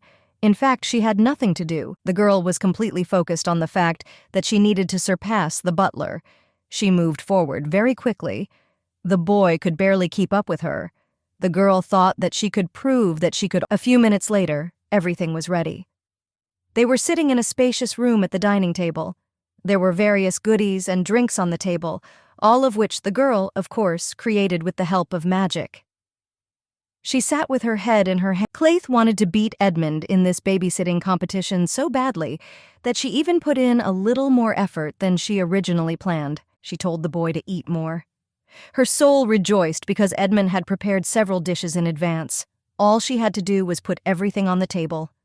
Tida loudly wished him bon appétit. The boy began to eat. He obviously liked the taste of the food, as he ate very quickly. Cleet could only look at the happy child sitting in front of her now. Snowball was not left without food either. On the floor along the table, there was a bowl with his name on it, and a large amount of dog food was poured into it. The dog wagged. The witch continued to look at the boy, and then realized that she couldn't eat too quickly either. The girl said that Tida eats so quickly, as if he had been starving for 3. Tida, hearing these words, drooped. He began to eat much more slowly, and stammered that he had slept too long so he had not been able to eat breakfast. Cleet did not think that her words would be perceived in such a way. The girl didn't want to offend the boy. She just didn't want him to choke on his food. After a short silence, the girl finally said that he had nothing to apologize for. And anyway, why is this little guy constantly apologizing? She told him to continue eating. The boy continued to eat at the same pace, and from time to time looked at the witch. He asked her why she wasn't eating. It's true, he never saw her eat anything. Even Snowball had already eaten, so why didn't she even put a crumb in her mouth? The girl directed her magic at a jug of water and easily lifted it into the air with just a wave of her hand. She said that witches don't have to eat. Cleet said that there was nothing to be surprised about. She made the glass that stood next to the boy levitate, and using magic, filled it with water from a jug. The witch noticed that Tida again slowed down the pace of eating. After her words, it seemed that the boy was afraid to eat as quickly as before. She furrowed her brows and told him to eat as quick. She looked at Tida without looking away. Hearing his question, Cleet replied that she was now dealing with these very things. The boy was again perplexed. How can she handle her own affairs? But she did not respond to his grimace. When the meal came to an end, the young master washed down everything he had eaten with a glass of water and expressed. Then Cleet and Tida left the dining room. The boy bowed to her and said that he would return to his room. The witch agreed with this, but something haunted her. They said goodbye, but the girl decided to follow him to his room. She did not hide. Then Tida got a little tired of it, and he finally turned around. The witch froze. This action seemed it worked the first time. The boy continued walking without asking any questions, but he picked up the pace of his walking. He was scared. He was still afraid of the witch. Then, realizing that the acceleration plan did not work, the boy started running. He ran away as fast as he could, but the witch was using some kind of spell, so she made no effort. Pretty exhausted and drenched in cold sweat, the boy finally decided to turn around and ask Cleet directly. Tida asked if the girl was following him. The witch was not tired at all. Her face remained. Then Tida again asked a completely logical question. The boy asked why she was following him. Cleet replied that she was only doing this so that he would not get into. He looked at the girl with bewilderment. After a short silence, the boy assured her that he was not going to look for trouble, but would just play quietly. To which the witch said that she had to keep an eye. He shuddered when he heard the words about surveillance. Tida asked again, "It turns out that the witch will go with him all the way to the entrance to his room?" The girl replied. Cleet thought that she would need to check in the morning how this boy usually plays. When morning came, she came to his room and closely watched the boy's every act. The girl lay down on the bed, telling him not to pay attention to her and play as usual. She herself didn't particularly like this idea of surveillance, but there's nothing you can do at Edmund's request. He was very worried. The boy said in a trembling voice that he was just playing with dolls. Cleet replied that he should play as usual. She would not disturb him, but would just watch. The boy took the dog in his arms and said, turning to the puppy, that he would be Mr. Edmund, and Snowball would be Her Excellency. He justified this by saying that Snowball is. Then the boy took Snowball's paw into his hand and picked up one of the dolls lying on the floor. He said that this doll is him. The plush doll was dressed in. The witch watching the game was perplexed. She expected anything, but she never expected Tida to play with dolls with them. His game includes the roles of. Tida began to speak. He was now in the role of Edmund. The boy brought his doll and the puppy that played the role of Cleet to the other, and asked Her Excellency to take care of the young master. But then, something didn't go according to plan. The puppy attacked the doll that represented Tida and tore it apart with his teeth. It was somewhat. The boy asked the puppy how he could tear this doll so mercilessly. After all, in this case, Tida will die in this game. Cleet suddenly jumped out of bed, shouting to stop. Tida replied that he was just playing with dolls. He felt guilty that she had to see this scene. The girl pointed her finger at the torn doll and added that she meant it. Cleet became gloomy, and her voice was filled with hidden anger. Just this tone made the boy tremble. The girl asked if he really dared to give a. The boy began to apologize. It seemed that this stream of apologies would last forever, but Cleet snatched the doll from Tida's hands. It was a drastic and not a very well thought-out decision. The boy but then the girl calmed down. Using magic, she patched up the torn doll, sat next to Tida, and said that she would play for herself, and he would be Edmund. The young man. In the end, based on her rules, the list of roles was as follows. Cleet played herself, Tida played Edmund, Snowball played Tida, and the doll was Snowball. Everything is Tida still couldn't get used to the fact that he was playing with dolls not alone, but with someone. He stuttered and said, turning to Snowball, that Her Excellency was coming to see Mr. Tida. The girl. Tears welled up in the boy's eyes. He sobbed and apologized endlessly again. Tida said that he did wrong. Cleet tried to somehow diffuse the situation, so they started the game again. Tida resumed his role as a butler and addressed Snowball. He told Mr. Tida that Her Excellency was coming there, and the boy tried to convince the dog to approach Cleet, saying that Her Excellency was not scary at all. She would hug him affectionately. The girl crossed her arms over her. Tida, in the role of Edmund, told Snowball to hug his mistress quickly and brought the puppy to Cleet's face. They had a tense relationship. Snowball bared his teeth at her. His fangs sparkled, and there was only anger in his eyes. This dog clearly had no intention of acting out his role. Then she suddenly changed her face, frowning and trembling with anger. She mentally asked how this puppy even dares to address her like that. They were opposite each other and looked at each other angrily. Tida didn't see the grimace Snowball was making. The boy could only see the anger. In the girl's gaze, she looks at his best friend. He asked what happened. Tida's eyes reflected. The girl picked up Snowball in her arms, addressing him as Tida. She said that she was not scary at all, and hugged the dog. He tried to break free and she brought it closer to her and repeated again that she should not be afraid. The puppy tried with effort to escape, leaning his paws on her face and not. Snowball was afraid of this and decided to get used to the role before it was too late. He trembled and whined, afraid of this terrible woman, and the boy, in the midst of the butler, praised Mr. Tida and clapped his hands. He seemed to enjoy playing like that. At first he thought that Cleet couldn't be fun, but now his world seemed to be turned upside down.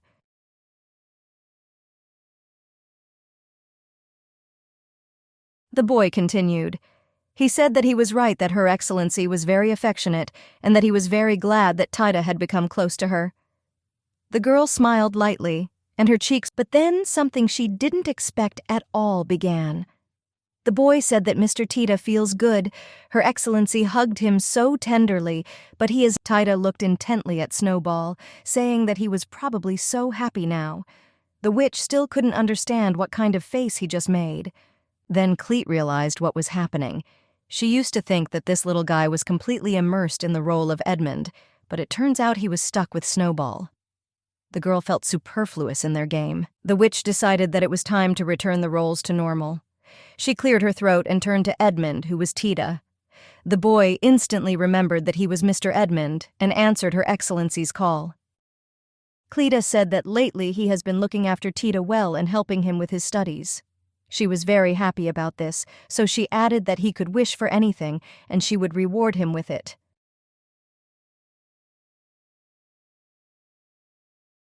The boy asked if he had heard everything correctly. He couldn't believe it was true. The girl assured him that she was not lying. She stroked Snowball, who was already lying peacefully on her lap, and the boy fidgeted in place again, lost in thought. He didn't want much, but he couldn't think of anything to want. He had already gathered his thoughts, but could not find the right words. Tida began to say what he would like in this case. He looked away and asked to hug him too. Tida understood that now he was in the role of a butler, and Cleet most likely would not want to hug the butler, but he would probably try it was worth it. The girl expected this, but as soon as she heard the voiced request, she sharply doubted her capabilities. Still, saying that he would do anything was a mistake. Her face changed dramatically. Cleet justified her reluctance to hug someone by saying that there is not a single owner who would hug his butler. But it was a simple game, and probably Tida sank. The joy abruptly disappeared from his face, as if it had never been there. Noticing this change in mood, the girl thought about her words again, cleared her throat. Cleet said that since he is a real butler, she can only make one exception and hug him just this time. The boy raised his head sharply, and hope shone in his eyes. He rushed into the arms of his mistress, thanking her for allowing him to hug her. Tida looked happy. Such a bright smile seemed to shine on his face for the first time. The girl didn't. Tida hugged her tighter. Only then Cleet came to her senses and realized what was happening. She was very happy that the boy asked her permission, and she was even more pleased that they were finally finding a common language. The witch did not know what she should do in such a situation. She hesitated for a long time whether to hug him back or just leave everything like that. In fact, she had already fulfilled her. After some time, she put her hand on his back and lightly stroked the boy.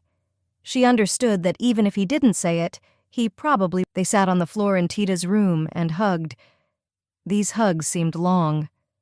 Cleet didn't really like something like that, but for having received his, the boy pulled away and with a smile on his face said that it was much more interesting to play with dolls with Her Excellency than alone or with Edmund.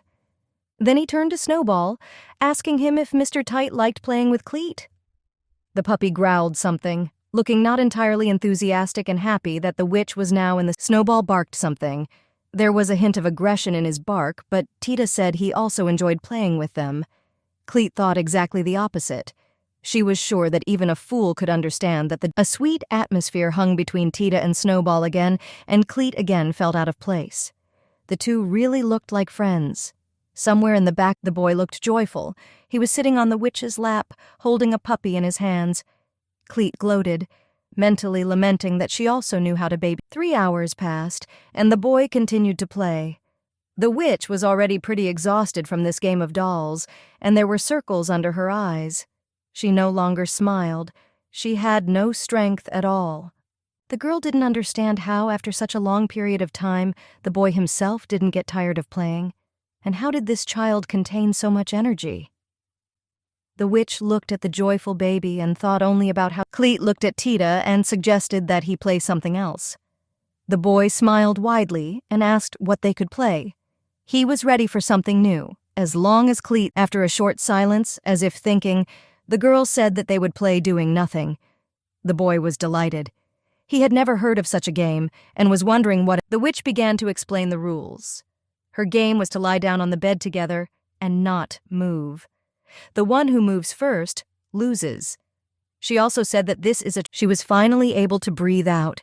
The girl could not believe that playing with children was so tiring. Now she could rest a little, but just as she was thinking about rest, she heard Tida calling her. The girl twitched her eyebrow but did not open her eyes, much less get out of bed. She simply asked what he wanted. Clayt wanted to. The boy asked if it was possible to speak according to the rules of this game. The girl replied that this was also strictly prohibited. But since he didn't know it yet, she would forgive him this time, and Tida replied that he understood everything. But the girl immediately interrupted him, saying that she couldn't answer either. Now they lay motionless on the bed in complete silence. But as soon as everyone was silent, Snowball raised his voice. Tida immediately stated that Snowball was in last place. Cleet said that Tida also spoke, and the boy, in turn, replied that the girl had also stopped being. The girl said that she didn't say anything. She was just stating a fact, so that Tida knew about her loss. The boy immediately realized and replied that he also said. Suddenly the butler burst into the room. He loudly greeted his mistress and quickly walked closer to her. "Your Excellency, did you have a good day yesterday?" The lady looked at him displeased. "And this is the first thing you say to me after your return? Looks like you had a good time on your vacation." The girl said, "Tida is doing great. He ate well and didn't cry at all," the blonde witch said emotionlessly. Sadly remembering yesterday, she thought. After all, the only one who wanted to cry was. The elderly man frowned in disbelief in response. He clearly doubted the blonde witch's words. He looked up at the ceiling, thinking about his mistress's possible behavior. The butler quickly left the room, and the girl followed him. He couldn't believe Her Excellency's words, so of course he had to see it with his own eyes. The man spoke. The man knocked loudly on the door. Opening it, he saw a sunlit room. The red crimson curtains were already open, and then the butler turned. Barely blinking, the little prince rose from the pillows, but still did not get out from under the blanket. Then, rubbing his eyes, he greeted the butler and Her Excellency in a sleepy voice. He was quickly approaching the boy. The butler hastily bowed and then apologized. "I apologize for visiting so early. I was just worried about whether you had a good day yesterday." The boy smiled shyly and then answered the concerned Mr. Edmund. "No, it was a lot of fun," he exclaimed. "Her Excellency and I played with dolls, and she told—" "New game?" the elderly man asked in surprise. The blonde witch, who was a mute witness to the dialogue, awkwardly stepped aside. Then the boy finally answered, "Yes, it's called Nothing Doing." Mr. Edmund quickly turned to the Snow Lady and asked in a dissatisfied voice, "Nothing, not doing? Is that really what it's called?" The girl, "You need to lie down on the bed, and under no circumstances should you move. This is a traditional Belos game." The little prince spoke, glancing at his pet, who was stretching. "How did you sleep?" Edmund asked as he sat down on the bed. "There was a strong wind yesterday. Are you sure you had a good night's sleep?" the man asked. The elderly butler turned a satisfied glance at the fair-haired girl. "How's that?" he asked thoughtfully, looking sideways at her. Her Excellency blushed at such a— Leaving the room, Mr. Edmund addressed the young master one last time. "I'm glad you slept well, Mr. Tida. Well, I'll see you at breakfast."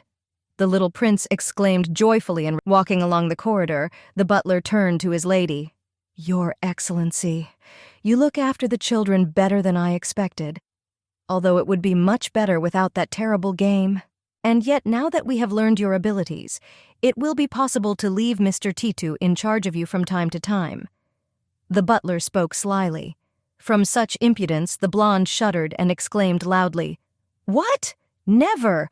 I won't survive the second time." Without haste to answer, the man moved a little away from the lady a couple of steps, and only after that, laughing, answered. Still, I'm glad that you two seem to be a little closer to it. Remembering the recent incident, the blonde witch asked, "By the way, how is the daughter of the head of the Tida clan?" The man, who did not expect such a question, was a little surprised, but quickly answered. Therefore, the head said that, as a sign of gratitude, he would increase the tribute for a while. The butler continued his own conclusion. "How can walking further away from Mr. Edmund," the lady said irritably. "Tell them it's unnecessary." And then, just recently, struck by the rudeness of the lady, the butler smiled brightly. After that day, I never had the opportunity to look after Tida alone. The blonde witch thought while reading another novel. Next to her, the fireplace was burning brightly as usual. He always warmed her, and of course we no longer played with dolls. But she always remembered his childish, cheerful, and mischievous laughter. This little unwanted guest was still too annoying and a nuisance, the girl thought. On such cold evenings, they both warmed themselves by the burning fireplace. The little prince, clutching his beloved pet in his arms, laughed boisterously. And the girl on the chair only watched him with a weak smile, clutching a book in her hands. One cold day, the golden-haired boy decided to go for a walk. He slowly walked between the slopes of tall birches, carefully examining each tree. Suddenly, the silhouette of a blonde woman emerged from the horizon. The boy was surprised but still very happy to see his snow mistress. He smiled brightly and waved his hand vigorously. "Hello, Your Excellency," the little prince said cordially, addressing the— Suddenly, the pet quickly rushed in the opposite direction from the girl. Tida just exclaimed, "Ah, Snowball, run slower!" Not fully understanding what was happening, the blonde, smiling cordially, Her Excellency watched the speedy silhouettes retreating. Looking at this painfully funny picture, the girl thought.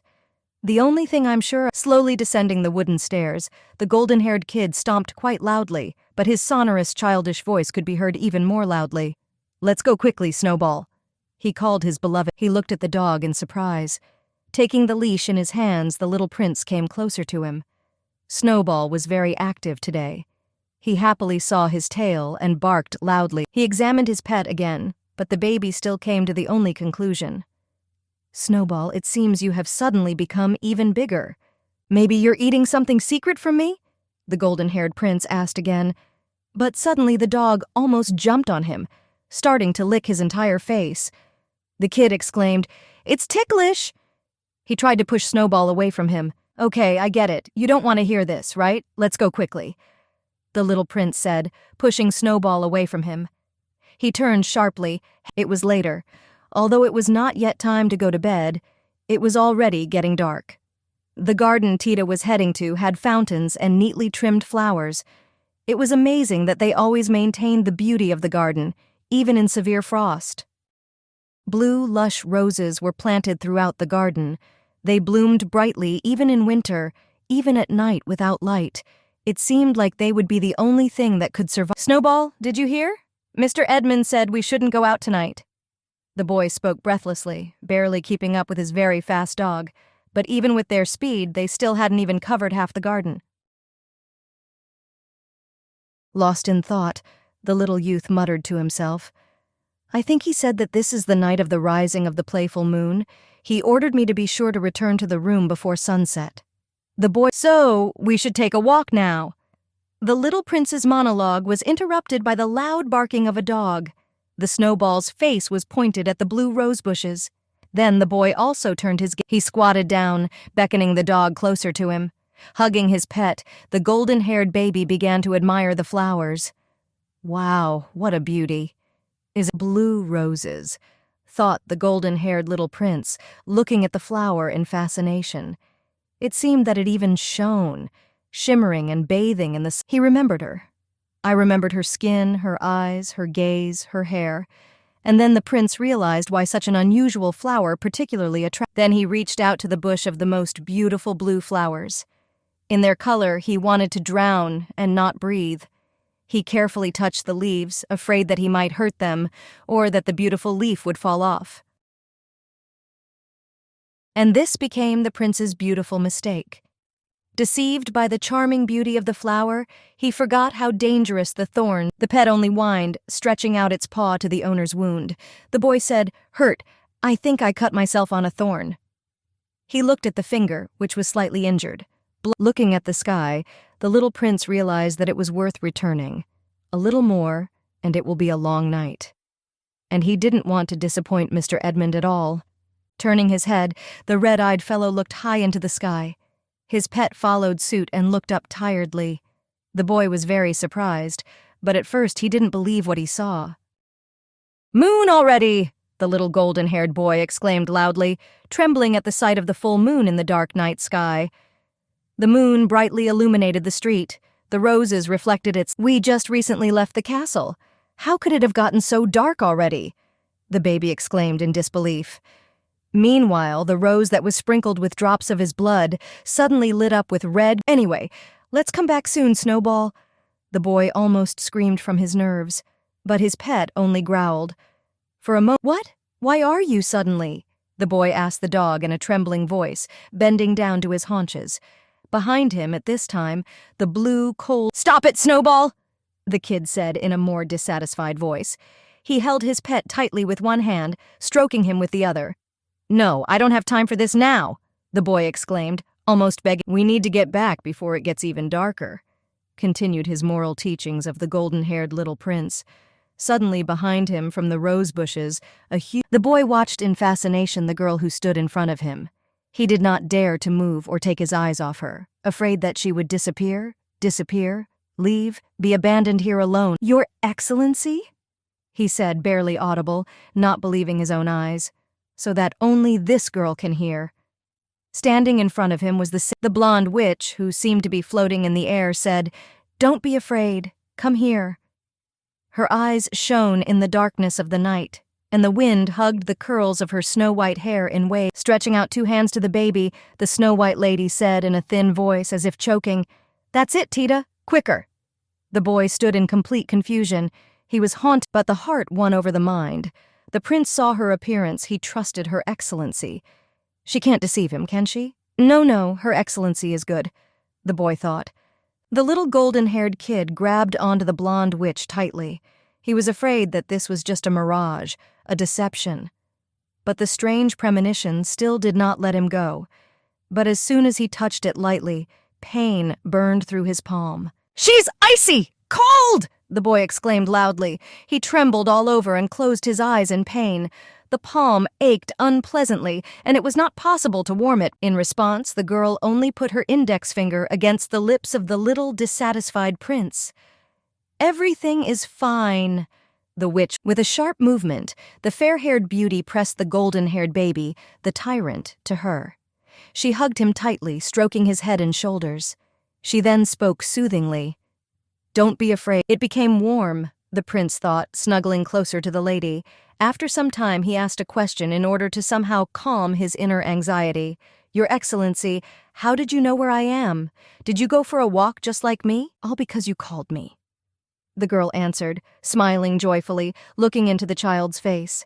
That's when he noticed the difference. Her eyes were lighter. They were so sunny. The little prince asked. "Yes, you lured me with your blood," the witch answered indifferently, still clutching the boy tightly. "Blood?" "But I don't quite understand what you mean," the boy admitted quietly, whispering in his mistress's ear. "You must have been very lonely, poor little one," the blonde girl said, whispering. He remembered those special long evenings when he could only look at the snowstorm outside the window. The fireplace was burning in the room, but despite this, the prince was very cold. The little prince instantly felt hurt and lonely again. But this time the spasms were right in my chest. Tears began to gather in my eyes, and he himself only sniffled. "Now I will always be by your side so that you don't feel lonely." The blonde witch spoke softly as she hugged the boy. Seeing doubt on the prince's face, she added, "Is it true?" The little golden-haired baby began to cry even more. The lady said so. "Of course, I never lie." Bearing himself even more firmly. Suddenly, the witch sharply pushed the golden-haired prince towards her. She smiled tenderly and opened her eyes wide. Squeezing the blonde smiled even stronger, as if trying not to scare off the baby with her composure. She gently stroked the boy's shoulders and head, and then she exclaimed loudly in anticipation, "Myself? But how? Not believing the words of his snow mistress, the baby asked. The lady leaned closer to the prince and squeezed his shoulders harder, to the point of pain. Removing the girl's hand from her shoulder, he carefully closed his palms around her. He looked affectionately at his new mother and slowly said, "You already know my name. You even taught me." With an awkward movement, he opened her palm. This time she was not so cold that it seemed strange to the golden-haired prince. Finally, the boy began to write his own name on the girl pushed the boy away from her with a sharp movement. She said loudly. Her voice was no longer gentle and seductive. He was sometimes irritable and arrogant. "No, this name." The little golden-haired baby looked fearfully at his snow mistress, who exclaimed like a curse, "This is the only way you can become mine." He sincerely did not understand. Finally, he understood. He looked at the lady in surprise and admiration. "I don't know if it's real or not, but they used to call me that." He paused for a moment, not daring to continue what he started. Doubt still gnawed at him. "But why is Her Excellency asking my name? After all, she already knows something else. And I'm sure that during our first meeting, she called me Arfin." The prince thought, remembering that cold day when he was brought to the castle. "Not Arfin. Please call me Tida," the boy said then. "Tida? Is your name Tida?" the blonde witch asked in surprise that night. She opened her eyes wide, not understanding why the boy introduced himself by a different name. "She was more surprised when I said Tida." The prince remembered. Suddenly, the feeling inside his chest became so great that the boy shuddered violently, not understanding how to breathe. He couldn't even move or look up at the blonde witch in front of him. The pain made him want to double over. When the spasms finally eased, he turned his attention to his precious pet. The dog suddenly growled at the snow lady, although this had never happened before. The boy knelt down, closer to Snowball. Suddenly, the wind became too strong, thought the golden-haired little prince. He was literally swept off his feet. Although strong wind was not something surprising in the mountains, this time it was much stronger than usual. Shivering from the cold, the boy could only shout out that she was not Her Excellency. "Then who was she?" the boy asked, his voice breaking. Snowball stood in front of him, ready to pounce on the snow lady at any moment. "Don't you dare pretend to be Her Excellency!" the boy screamed, trembling more and more. He himself could no longer make out whether it was due to cold, or fatigue, or fear of an unknown creature. The lady opened her eyes wide. She looked at him in surprise, amazement, incomprehension. She said in her unusual soothing voice, barely audible, "How was he able to destroy the illusion?" Even though it was a rhetorical question, the boy still didn't hear it. "She is not Her Excellency. I'm sure of it," the boy thought. After all, Her Excellency never makes such a face. He recalled the expression on the snow lady's face. It could have been emotionless, joyful, tired, but not like that. Not crazy. Then the prince exclaimed, "I will never be yours. Leave!" Laughing languidly, the blonde witch continued, "Fool, if you tell me your name, I would help you in an eternal, happy life inside the illusion." The lady spoke barely audibly, but despite the gusts of wind, the prince was still able to hear her. But since everything turned out this way, the blonde witch looked at him again with that inexplicable look. She smiled and wanted to kill the boy at the same time. "This caused blood to run through my veins. I will take you, even if by force." Finally she spoke. She extended her hand, cold as a corpse, towards him. Bending it, the girl pulled the boy and the dog towards her. Snowball stopped growling for a moment, looking fearfully at the witch in front of him. The little prince tried to resist. She looked with a mad look at such a precious sacrifice. She pulled the little prince closer to her more and more, wanting to quickly get what she wanted. But suddenly there was a loud crash, as if something had broken. "No, no, but how?" A girl screamed that she was painfully similar to Her Excellency, although she was not her. She began to actively shake her hand, which quickly disappeared. Body parts fell off piece by piece from the snow lady's body. "Go back to where you came from." The young man's voice suddenly ceased to be childish, sonorous, and cheerful. Only an adult, male, and confident voice was heard. In the blink of an eye, he became a stranger and unrecognizable. The boy's eyes glowed bright red unkindly. He said threateningly to the lady, "There's no way you can take me away." Despite all the immaturity of his face, at that moment he looked truly intimidating and menacing. Tears started streaming down the fake girl's face.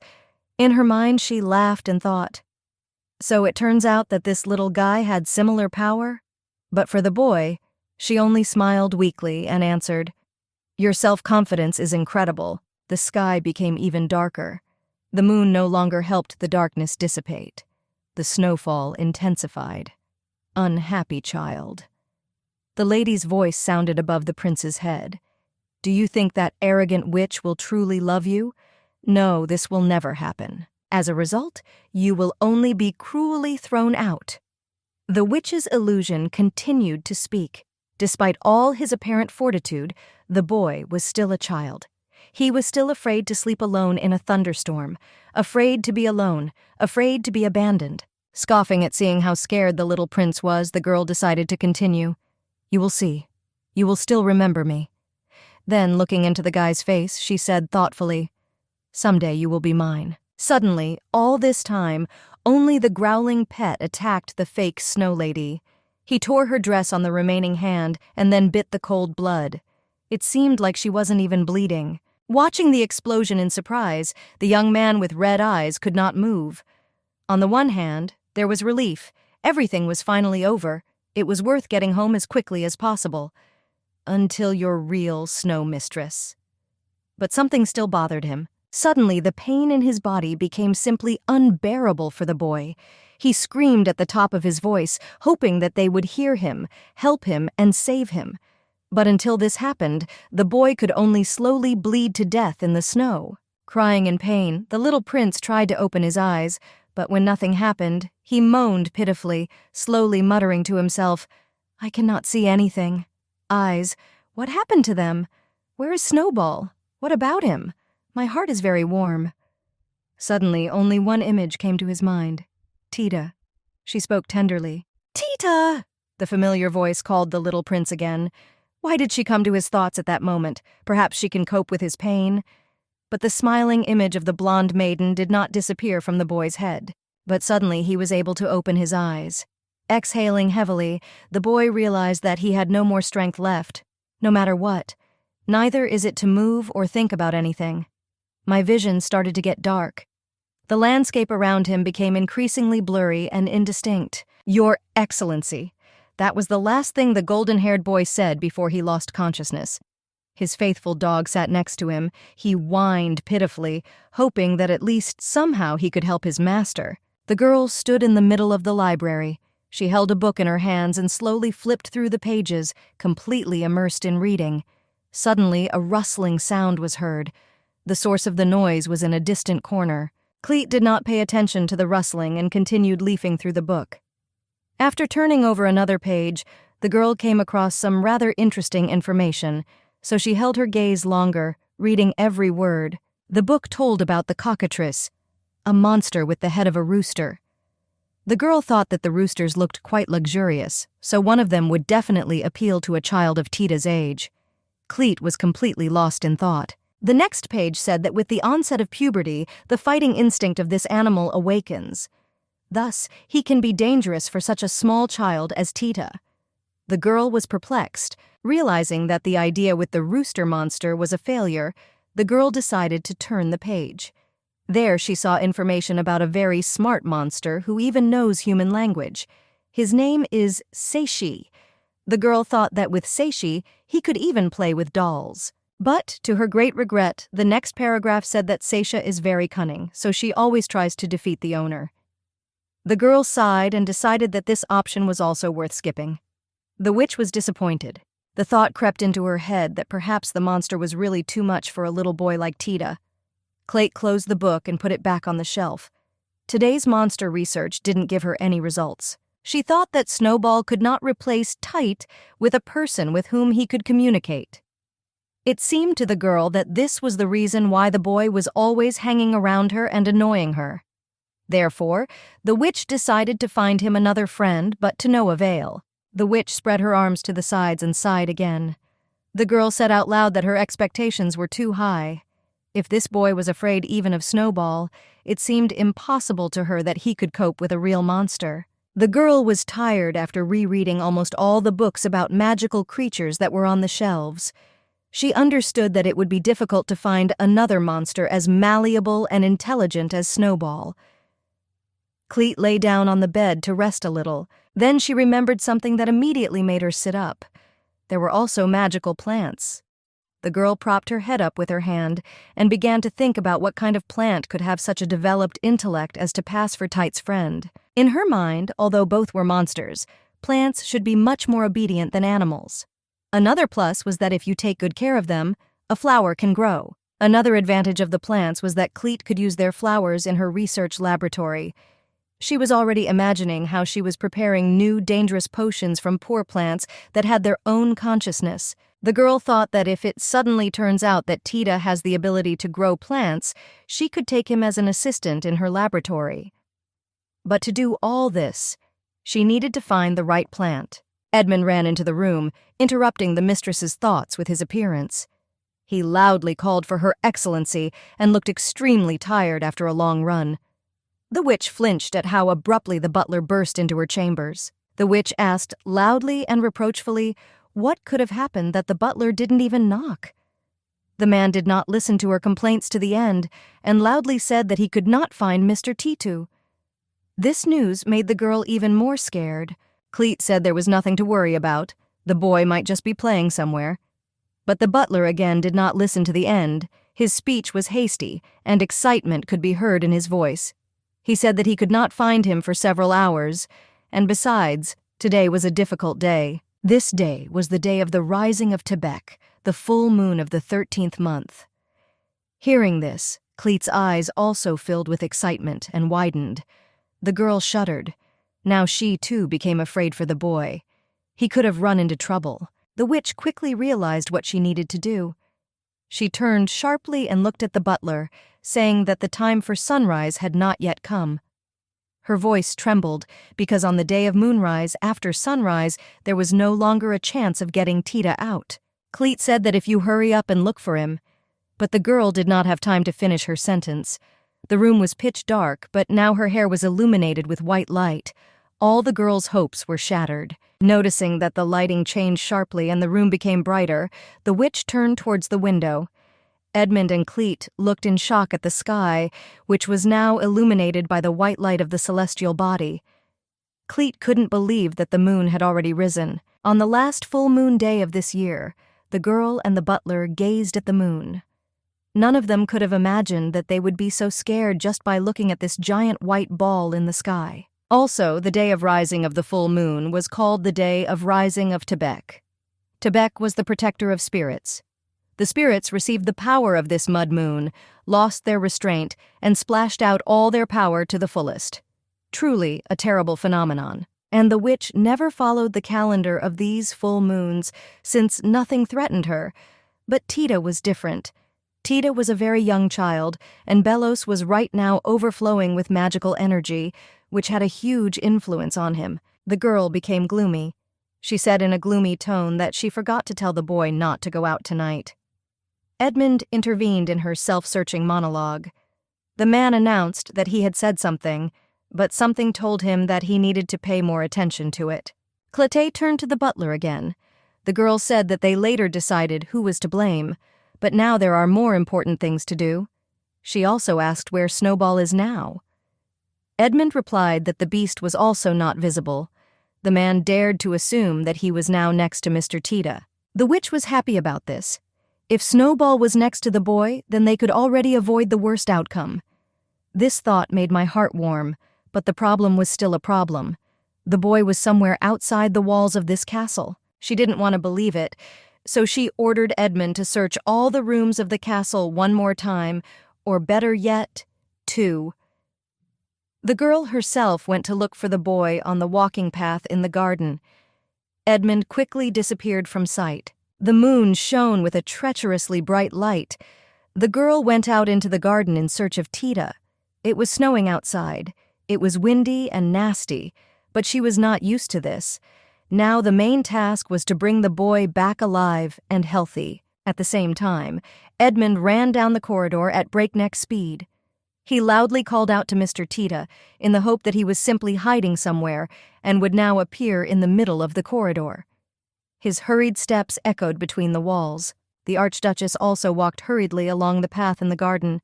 She screamed Tida's name just as loudly, hoping that she would find him here. Visibility was very poor due to flying snow and the darkness of the night, but the light of the moon helped her not to go astray. Only one thought was spinning in her head, the thought that Tida might be somewhere nearby. The spirits were very fickle and loved pranks, so she couldn't even imagine what could happen to the boy. The girl was completely desperate and tired of such fast movements. Beads of sweat ran down her face, and the snow slowly melted on her hair. The only thing she wanted now was the boy's speedy return back. She looked around the path again, making sure that there was no one there. Cleet blamed herself. This burden of guilt for being so inattentive and forgetful lay like a heavy stone on her shoulders and did not allow her to breathe normally, the girl thought. That since this child has lived in harsh conditions and is destined to continue to live in them, it will be enough to show only a little interest, and then he himself will grow up as needed. But it wasn't all that simple. Cleit clenched her fists painfully hard.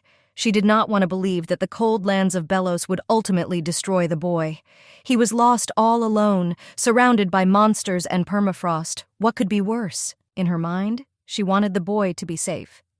The witch used her teleportation skill, and a moment later her silhouette disappeared into the snowstorm. She was ready to comb every centimeter of the surrounding areas just to find the boy. The girl found herself near the back entrance to the castle. There was also a veranda there.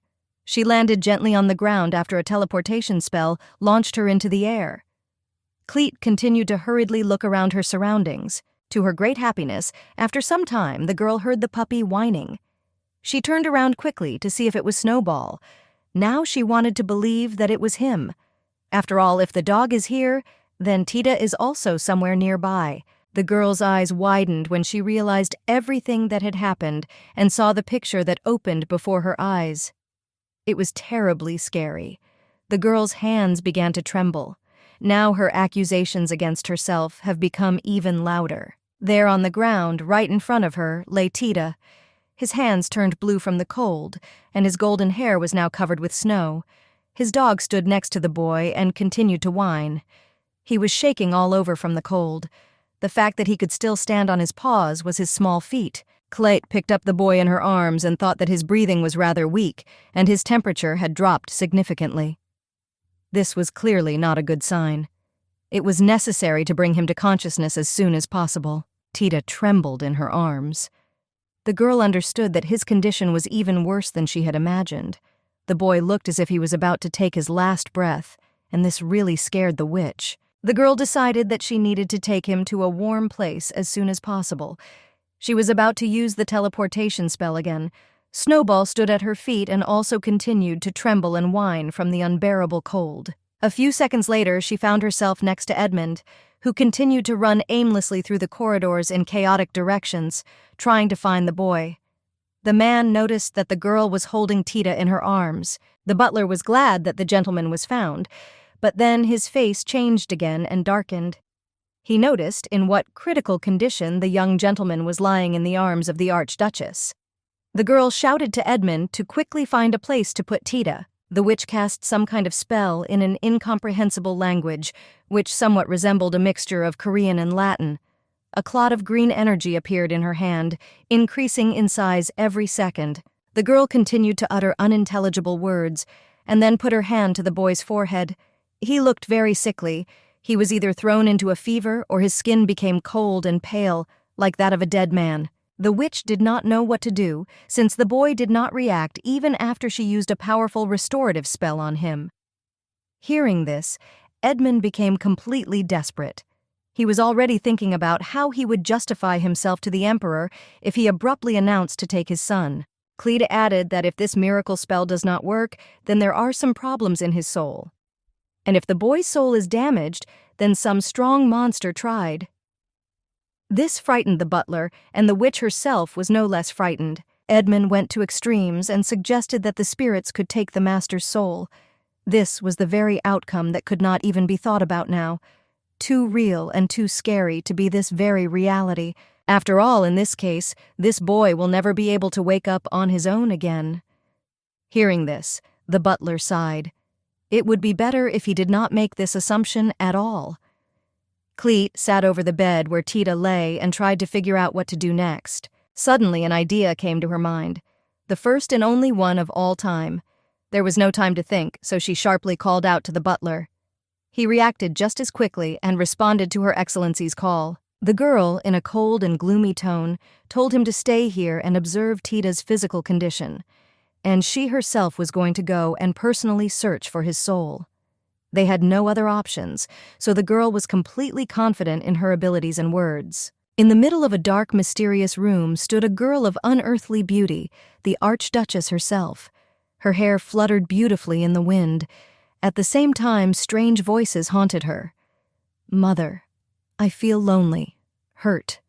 Snowball, Mr. Edmund." Still not understanding everything that was happening while in this unusual room, a voice was heard. "Your Excellency." Then the girl with snow-white hair thought that she was inside the mind of darkness, a little earlier in the same amazing castle. The butler, who is called Edmund, was a little confused, making it clear with his indignation. He asked if the Archduchess was sure everything would be okay. The respected Witch of Frost, frowning at the picture unfolding in front of her, was also not happy with everything that was happening. But she only said that they had no other choice. Which could help them? The Emperor's son, the young heir to the throne, slept serenely in his cradle while two adults looked on. The Archduchess confidently said that they really couldn't leave him sleeping for the rest of his life. This is a technique that allows you to personally intervene in the mind of another person.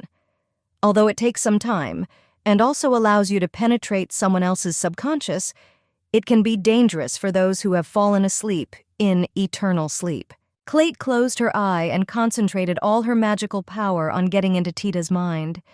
She hoped that everything would work out the first time and she could save this little boy as soon as possible. Then the girl suddenly opened her eyes and realized that she was in a completely different place, which did not even remotely resemble the room in which she had been earlier. Her face was blown by a cold wind, and her magical powers were gradually replenished. The girl tried to penetrate the mind of the little heir. In the end, the realization came to her that she had managed to do it.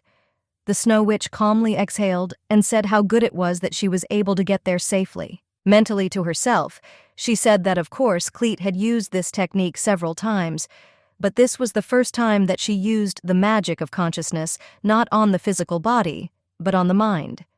Remembering her words earlier, she thought that she still shouldn't have said this to Edmund so confidently. She carefully walked through this place, trying to make as little sounds as possible while moving.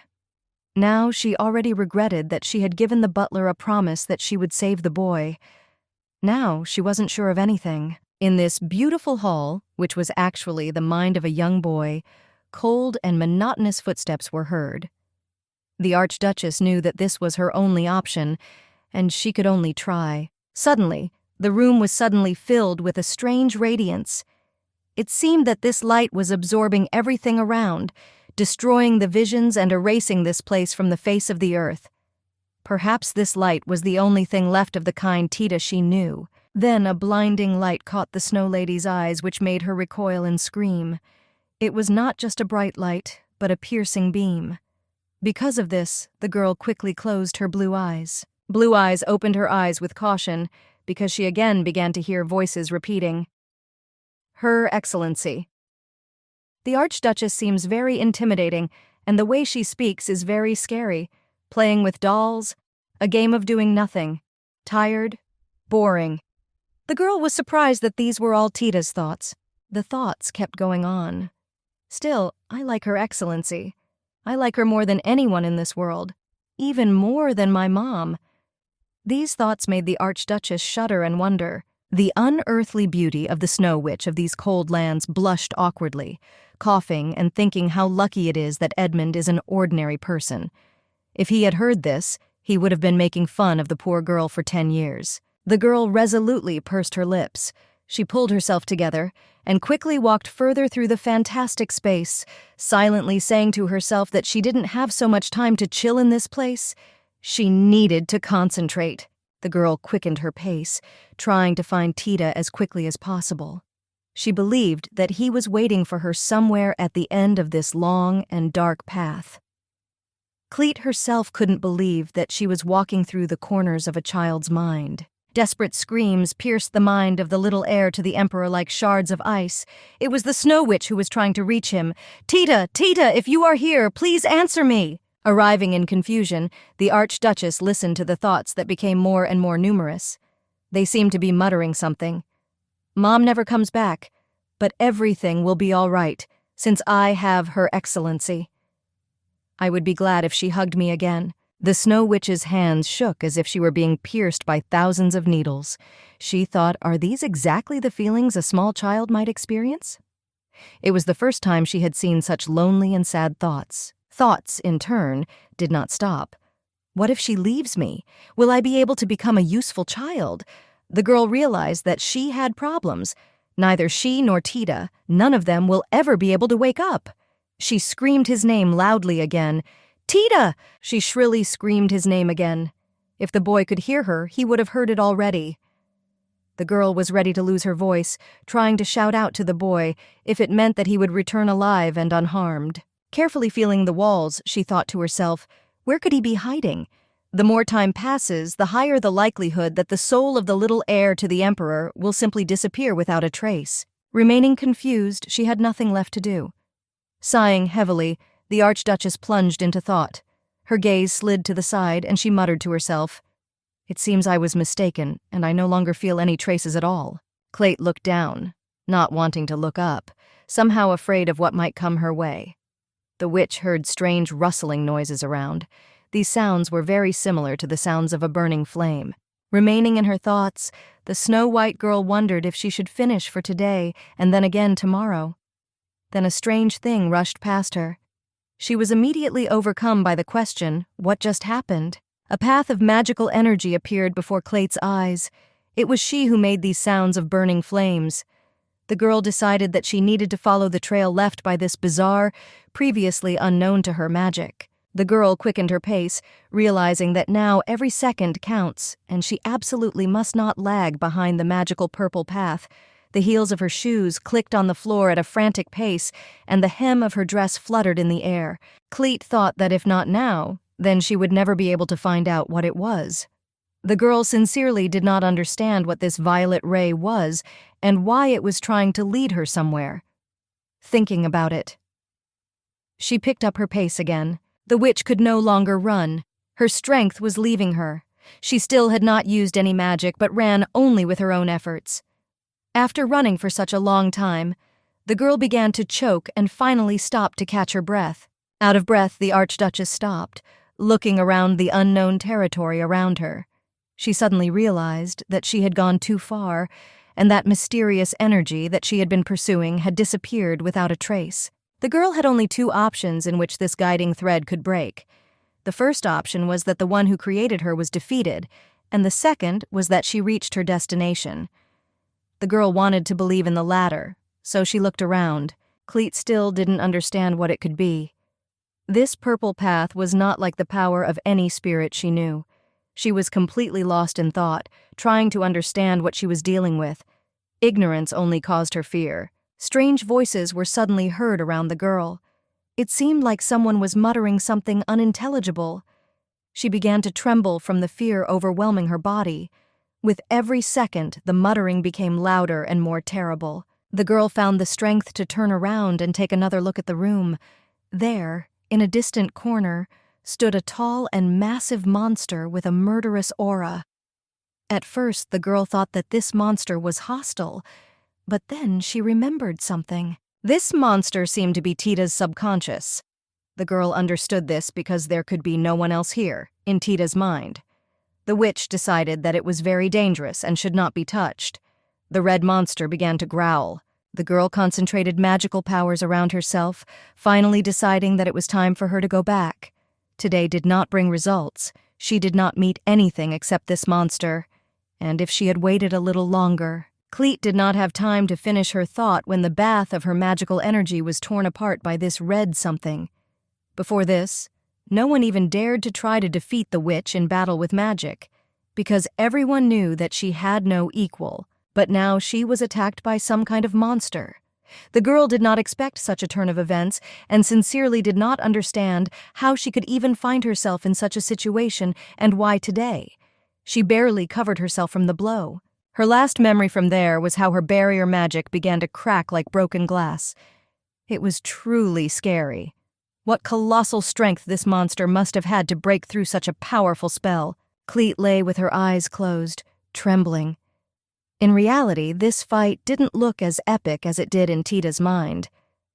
The butler saw only how the girl's eyebrows were drawn to the bridge of her nose from tension, and beads of sweat appeared on her face. Noticing that the girl was trembling, Edmund became alarmed. He couldn't help her in any way, but he knew for sure that he had to do something. The man stared at the witch, continuing to sit in place. The best solution would probably be to wake her up. The man continued to look at the Archduchess, and then, after a short silence, he nevertheless called out to her. The girl continued to tremble, and he couldn't even understand why.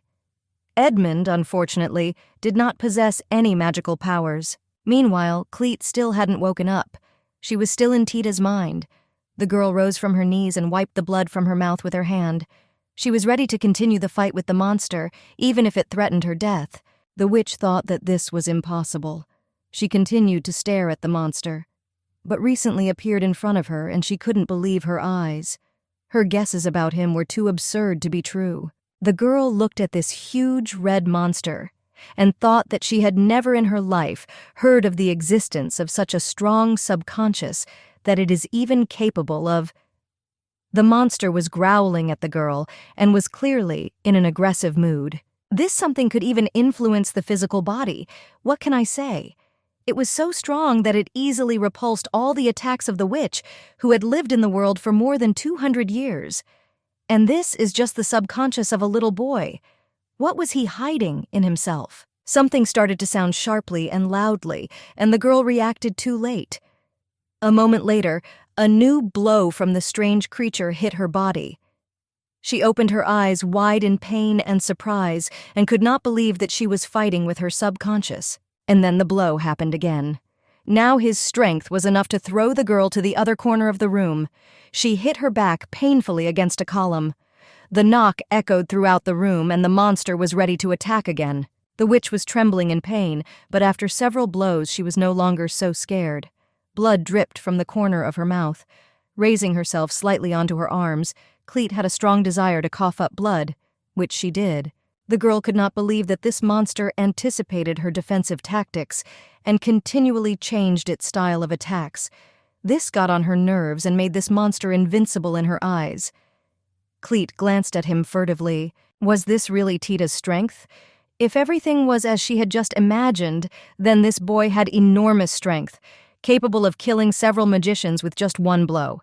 His subconscious, this terrible monster, was his strength. Even though the boy was the main character, that's all it seemed to the girl a little too strong a force for a character in a second-rate novel. She cursed the author for such an unequal distribution of power between the characters. Isn't the buff on him too strong? The girl thought indignantly. Now I understand why Cleet lost to Arfin. The lady thought, her mouth open in recognition of the fact that such enormous power lay hidden in the little boy. A huge insect rushed towards the witch and screeched. If these are the powers of a 7-year-old child in an unconscious state, then I can't even imagine what it became like after he matured, she thought, watching the movements of the spider. Instinctively stretching her arms up, the girl created a magical shield around herself. The monster's blow did not destroy the beauty's defense, although it was quite strong. The impact only caused the shield to turn red, and the girl exclaimed in surprise. And yet it's not the place for an adult to go face-to-face with a 7-year-old, the blonde witch thought, continuing to keep her guard up. From the strong and frequent blows of the red spider, the lady's defense trembled and flared all the time. Squeezing her dress until her knuckles turned white, the witch began to think, the one who attacks and the one who can only defend. Her hand was covered in blood. Here and there, the fingers were scratched. Somewhere the snow-white skin was completely torn off, which was now covered with abrasions. Tears flowed from the girl's eyes. She threw her head back as she realized the doom of the situation. This is a battle with a definite winner and loser. I can't waste my time on such a useless fight. Destroying her own defenses, the girl ran closer to the monster. She screamed at the top of her voice, "Tida!" Helplessly, she called for her adopted son, seeing only an ugly monster in front of her. In response, the spider only screamed, "Come back, Tida!" The witch screamed, losing her own voice. The huge paws of the crimson monster trembled violently. The monster no longer sought to kill the blonde girl, only frozen in one place. "Everyone is waiting for you! Answer me if you can hear me!" the lady exclaimed angrily, looking menacingly at the boy's strength. Her face was also already covered in bruises and scratches.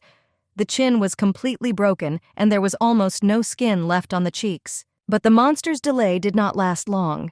He quickly raised his paws up, coming closer and closer to the snowy archduchess. The girl held her breath, afraid of what might happen in the next moment. The monster's red claws reached out to the blonde woman. The girl looked at them in fear, trying to move back, but this still would not have helped her much. The monster would quickly catch up with her due to its enormous size. Furrowing her brows, the blonde witch clenched her jaw tightly. She tried to mentally prepare herself for the physical pain that this bundle of power from the little golden-haired prince could cause to the girl. But there was no pain. The witch slowly, incredulously opened her eyes. Looking for a catch around her, she slowly looked around her legs, arms, and body. The lady looked for signs of damage. The lady was afraid to look up, but that was her mistake. The blonde girl shuddered. She felt something come very close to her. The monster's claw was already near her eyes.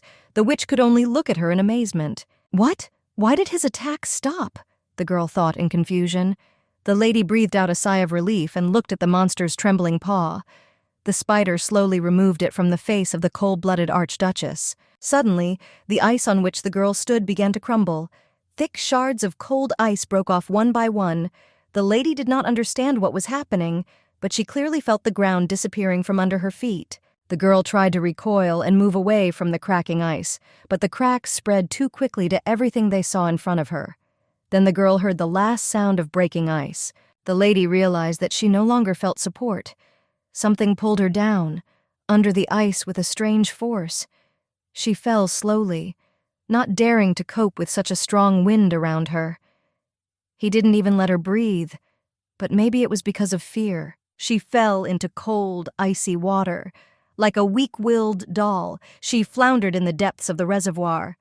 It was quite painful when she just plunged into the water, but after a couple of seconds she was already accustomed to the low temperature. "Tida!" the blonde witch tried to say, but in the end she just let all the air out of her. The lady closed her eyes irritably. Her snow-white hair was tangled and wet, and her clothes began to stick unpleasantly to her body. Suddenly, the girl saw painfully familiar golden-haired hair. The boy sat curled up at the very depths of the reservoir. The witch awkwardly extended her palms towards him. A bright glow emanated from the protective ball in which the prince was located. The thin, saddened voice of the little prince rang out. It echoed throughout the water. "It doesn't matter who, I just want someone to hold me." Hearing his voice, the girl was convinced that it was him. "Tida," the girl said, starting to swim towards him. "I don't want to be alone. I want someone," a child's voice muttered. The blonde was finally able to swim to the boy. She carefully extended her hand to him. From the outside, it seemed that the child was crying. Having broken the boy's shield, the girl grabbed his hand tightly, fearing that the prince would let her go. The little tyrant continued to talk. "I want someone to love me." The boy finished his sentence, carefully holding the lady's hand. "Come back, Tida," thought the blonde witch. She furrowed her eyebrows, she felt short of breath, and her eyes grew dark. She tried to brush away the obsession, but to no avail. The girl looked at the boy one last time and closed her eyes. Rising abruptly from the soft bed, the lady looked around in bewilderment. When she came to her senses, she was already on her estate, and not in cold water, and she also did not see the little prince next to her. "My whole body aches," the witch thought wearily. "Your Excellency, are you okay? It seemed to me that you took too long to arrive there, so I was worried." The elderly butler asked her awkwardly in a worried voice. "What? I didn't think I was too late," the blonde witch said thoughtfully. She turned her gaze to the window. The curtains were already open, and the room was flooded with bright sunlight. "No, I think I was there all night," the lady thought. The girl suddenly remembered the little golden-haired prince. She exclaimed loudly, "What's wrong with Tida?" She was clearly nervous and worried about her adopted son. The lady jumped up from her seat, despite the burning pain in her body. The girl turned around and saw that on the next bed, a tired little golden-haired prince was lying peacefully on the next bed. "It seems you have coped with the return of Mr. Tida," the butler said happily. Hearing loud, adult voices, the baby tyrant woke up. He sleepily opened his eyes, squinting from the bright sunlight that shone directly into his red eyes. The boy was surprised that from the moment he woke up, Her Excellency and Mr. Edmund decided to visit him. "Your Excellency?" the kid asked in surprise. "And Mr. Edmund, what are you doing here?" the boy said sleepily. "Mr. Tida! The butler and the snow lady exclaimed in unison, looking at the boy with concern. Suddenly the girl jumped up from her seat and rushed to her prince. She hugged him tightly, leaving the baby in bewilderment. "Your Excellency?" he asked in surprise, not expecting such an outburst of tenderness. "I was so worried that you would never open your eyes again," the lady exclaimed. The blonde witch was shaking violently. She squeezed him even tighter in her arms, pulling him closer to her. "What are you talking about?" the boy asked again, incomprehensibly. "I just woke up from sleep," he said thoughtfully. Leaning closer to the bed, the elderly man spoke. "Thank God you came to your senses, Mr. Tida. How are you feeling? Are you feeling sick?" he asked. "No, absolutely not. But I just can't figure out what you're talking about," the kid said thoughtfully. But suddenly the blonde witch gently pushed him away from her, creating not much space between them. The little golden-haired prince still did not understand the inexplicable behavior of Mr. Edmund and the Snow Lady. The cool-headed Archduchess gently grabbed the boy's shoulders. Almost with tears in her eyes, the girl answered joyfully, "Everything is fine. Now everything will be fine."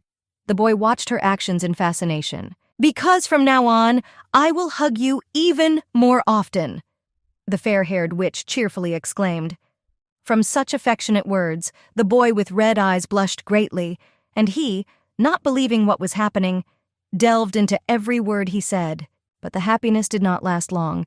The cold-blooded lady's hair scattered all over the bed, and some strands fell onto the boy's clothes. In the first moments, I looked in surprise, not realizing what had happened. The body of the young Archduchess fell limply onto the blanket. "Your Excellency?" the boy exclaimed in fright. The elderly butler quickly ran towards her, looking in surprise at the girl who had recently looked quite healthy. "Your Excellency, come to your senses!" The man began to wail in a loud voice. The girl's face was lying on the bed. She lost consciousness. Her face relaxed. From the outside, it seemed that the girl was simply fast asleep. The girl woke up in pitch darkness. Around her, there were only a couple of tall trees that grew out of the void. The Snow Witch looked around in surprise, trying to understand where she was this time. She shook her head, looking at the flower tree. It fell with purple and lilac leaves. "This place," the blonde witch said, barely audible, muttering quietly to herself. Her blue eyes glowed in the pitch darkness. In front of the witch stood a familiar silhouette. She always recognizes this hair, and would recognize it out of 1,000. The golden-haired little prince stood with his back to the young witch. He was wearing his overalls. But, oddly enough, there were no trees near him. "Is it really that curly yellow hair?" The girl spoke, sighing heavily. He was out of the house again, and therefore not safe. The boy did not react at all to the lady's words, as if he had not heard her muttering at all. A bright light emanated from the baby. It was as if, instead of a shadow, it cast rays of the sun, following which the blonde witch ran towards him. Her snow-white hair stretched slowly, unable to keep up with the lady's running. "Tida?" she asked in surprise. The cold-blooded Archduchess only repeated louder, "Tida? Is it really you?" She moved much closer to the baby and then extended her trembling hands towards him. It was probably at that moment that the boy finally heard her voice. The boy turned around sharply and looked at his adoptive mother. His eyes lit up an unkind red color, and his pupils shrank to phenomenal sizes. He opened his own eyes wide, looking at the lady. The girl woke up in a cold sweat, but there were colors around her. There was furniture. She felt her body and that she was alive. The Archduchess opened her eyes wide in fright, catching her breath from the recent horror. "What? When did I fall asleep?" the lady thought in surprise. "I have never slept so deeply since I became a witch." The girl thought wearily, remembering her own past life. She slowly began to get out of bed. The blonde girl felt someone else's presence in the room. Behind her, a child exclaimed loudly, "You've finally woken up, Your Excellency." The lady looked at him in surprise. "Why are you in my room at this time?" the Archduchess almost screamed. "Now go back to your place," she said. "This is my room, Your Excellency," the boy said awkwardly. "What?" the lady exclaimed in surprise, and only then did she notice the toys scattered around the room. "And Edmund? He just left without even taking me to my room?" the blonde asked in surprise. The man at that moment was already wandering along the corridors of the castle, melodiously humming old songs under his breath. "At first he wanted to do that, but you hugged me and wouldn't let go, so he said to just leave you to sleep here," the boy said in bewilderment. The girl sighed heavily. "So that you just don't hear him?" Closing the boy in her arms, the Archduchess said sleepily, "Is it possible for me to fall asleep tightly hugging you?" The joyful prince only pressed himself harder against the blonde, who was already lying on the pillows. The cold-blooded mistress blushed deeply at her behavior. She opened her eyes wide with shame at what she was doing. The girl suddenly turned pale. Her eyes looked fearfully into emptiness.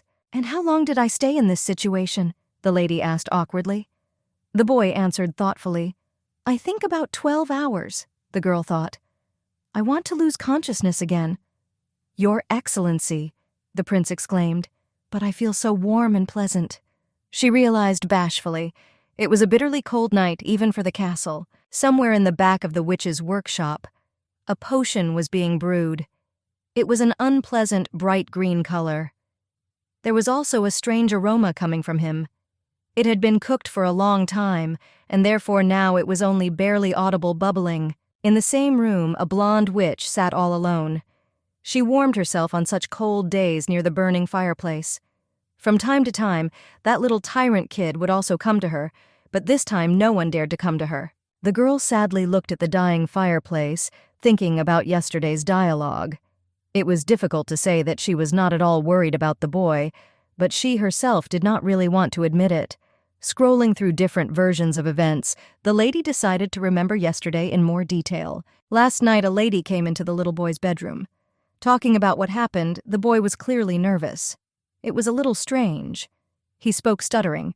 "I'm sure I intended to finish my walk before sunset, just as Mr. Edmund ordered." The boy, wrapped in a blanket, looked pitifully at the fair-haired witch who was tightly squeezing his trembling palms, sitting on his bed.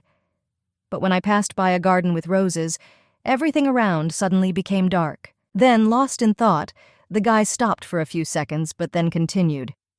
"And this naturally may seem strange, but something seemed to me there." The Snow Lady nodded, supporting him with a concerned voice. "Continue." Squeezing the blanket, the boy said barely audibly, "It seems to me that the rose spoke to me, and I don't remember what else happened then," the boy said awkwardly. His voice was nothing like the one he had had that night. He again became childish and sonorous. The blonde witch's eye twitched slightly. Her dark blue eyes became even darker and her pupil dilated. Most likely, after this, he was attacked by a spirit. The girl thought doomedly, looking at the boy's face. The little prince smiled, barely embarrassed, the lady thought. But something is wrong here. He attacked a small, harmless boy for no reason. She looked at the boy again, trying to spot any signs of lying. Raising her chin high, the Snow Lady asked incredulously, "Has anything happened while you were walking? You'll need any little thing, so tell me everything." She raised her eyebrows, hoping that the boy would not hide anything from her. Lost in thought, the little golden-haired prince began to slowly rub his chin, trying to remember anything unusual. Snowball behaved badly, the boy thought. Then it got dark quickly. The Rose was talking. He thought, "That's right, Rose." He looked at his finger. "I actually cut my finger while looking at the roses, so I started bleeding a little." The little tyrant kid spoke, showing his slightly cut finger. The wound was not at all large or deep, but it stood out clearly against the light skin. The blonde witch looked in surprise at her adopted son's finger. The puzzle in her head unexpectedly took shape, and there were practically no questions left for the boy. Blood, the lady thought doomedly. The spirit learned about Tida's power through the blood splashed on the blue rose. The girl understood, imagining how this could happen. He's a child. He saw something beautiful, stretched, and got hurt, thought the snow lady. In any weather, roses remained the most beautiful thing in the area. My magic is cast on the roses growing in the ice castle. After all, if this was not done, they would not be able to survive in the cold. Since he controlled the roses with my magic placed in them, then it was a high-class spirit, at least at the level of Yuba. Remembering the outlines of roses in the water, the girl thought. You? Wait, if this is you, then anything is possible. He has incredible power with which he is able to seal Tida's soul in a world without consciousness. In that case, the shards scattered around Tida must have been roses with Tebe's magic placed in them, sadly studying the face of a young boy. The blonde girl thought about what had happened, knowing that it was better not to tell the little golden-haired prince about it for now. When we figure everything out, then I'll tell you, she thought. But in the end, he was afraid of Tida's power, which turned out to be much greater than he thought, and then ran away. The girl with blue eyes understood, peering more and more into the boy's face. The prince looked at the lady in bewilderment. Tiredly leaning closer to the fireplace, the lady exhaled tiredly. My head hurt terribly from anxiety. After all, she thought about this all night and all the morning that had just begun. My body was a little aching from fatigue. Looking at the floor of her legs, the blonde witch thought again. If the roses that acted as an intermediary in his attack were torn into small pieces, then if Titus had been even a little weaker, we would not have gotten away with just that. I can't even properly protect one small child, the cold Archduchess thought wearily. So which one of me is the mistress of the lands of eternal frost? She quietly asked her question, knowing that no one would give her an answer. If you think so, the lady thought. Brief memories suddenly came to her mind. She needed to get a complete picture of what happened in order to know how to protect the little golden-haired prince. When I lost consciousness for a moment, I saw a man who looked like Tida, the girl thought, watching the crackling coals in the fireplace. It burned brightly, not allowing the snow lady to freeze for a second. Is it really you? A frightened girl with blue eyes awkwardly turned to the golden-haired boy. From behind, he strongly reminded her of her exemplary son, and therefore she was very surprised to see him here. The little prince, or the one who looked like him, turned sharply to the snow mistress. He looked at the blonde distraughtly, as if he wanted blood or revenge or something worse. But that look definitely wasn't his, the lady thought. From the memories of the previous day, the girl's hands shook and her body trembled. Unpleasant memories, thought the cool-headed Archduchess. She herself did not understand why his gaze frightened her so much. Suddenly, a terrible idea came to mind. The girl's pupils shrank greatly, and her gaze became focused. She was literally looking at nothing. It was difficult to comprehend and give a little more realism to my own thoughts. Arfin, the lady said, barely audible when something exploded behind her. It was a very loud bang. It made the girl shudder violently. But when she turned around, she realized that it was just a potion that the girl had forgotten about. I was scared. The blonde witch said in a voice trembling with excitement, "Has it been so long already?" The girl suddenly asked a rhetorical question into the void. She turned her gaze to the window. It was already quite light there. Quickly approaching the counter with potions, the beauty began to rummage around the table, muttering under her breath. Where did I put this thing? There were whole stacks of books lying around her, and complete chaos reigned on the table. Suddenly, the lady felt something similar to a yellowed bundle of paper. She grabbed him tightly, and when she picked him up, she said joyfully, "Finally, I found you." The girl looked at him admiringly. "I'll think about Tibet later," the blonde witch said, barely audible. "And now I have to do something much more important." The girl continued, quickly tearing up the parchment that she had been looking for on the table for so long. Suddenly, a strong wind rose around the cool-headed Archduchess. It was as if he had spun her around in a silent dance, not allowing her to leave it even for a second. The girl's dress flew in a circle, and raising her hands, the girl was already preparing to use magic. This was not a very pleasant process for the blonde girl. All the light curls of her hair were tangled, her dress was wrinkled, and strong currents of air almost hit her in the face. She frowned, trying to survive these few moments. In just one instant, space was cut. There was no trace left of the former heartbreaking flow of air. The girl was no longer in the workshop. She was carried away by such an insidious, strong wind. A green forest, as if eternally summer, appeared before the young witch's eyes. Above it towered the tallest trees, shrouded in green foliage. The sun was shining high in the sky. Only the Archduchess's plaintive moan disturbed the harmony. As soon as she got up from the green grass, the lady muttered barely audibly under her breath, "My head is spinning a lot more than I expected. I think I'll have to take this a little more seriously the next time I create it." "Luckily, I got to where I needed to be," the blonde witch said, when she was finally able to get up from the ground and look around. Unlike the edges of the eternal cold of Belos, it was sunny and warm here. There was green and bright greenery all around. This flower garden, radically different from Belos, is run by a young Raken named Ravel. The girl thought, remembering a familiar person, a wolf. She walked slowly on the cold ground, which had not yet warmed up. "Last time I brought a snowball," the girl thought, looking at the blooming flowers. They were very beautiful and delicate, not like the blue roses in Belos, which can hurt you and summon a high-class spirit. Taking one flower in her hand, the blonde witch thought again. "This time I would like to create a friend that suits Tida's tastes." The flower was very fragile. It could easily be torn off or broken if you simply handled it incorrectly. The girl squatted down to lean as close to the flowers as possible. When her face was already covered in a piece of flowers, she thought, "What a pleasant aroma." A faint but very memorable, delicate smell emanated from the bushes. Suddenly, heavy, leisurely steps were heard from behind the girl. Someone came to see her. Looking questioningly at the girl, the man smiled, extending his vowels. His voice was ringing, although it clearly did not sound like a child. "Mrs. Cleet?" a male voice from behind asked mockingly, drawing out every word.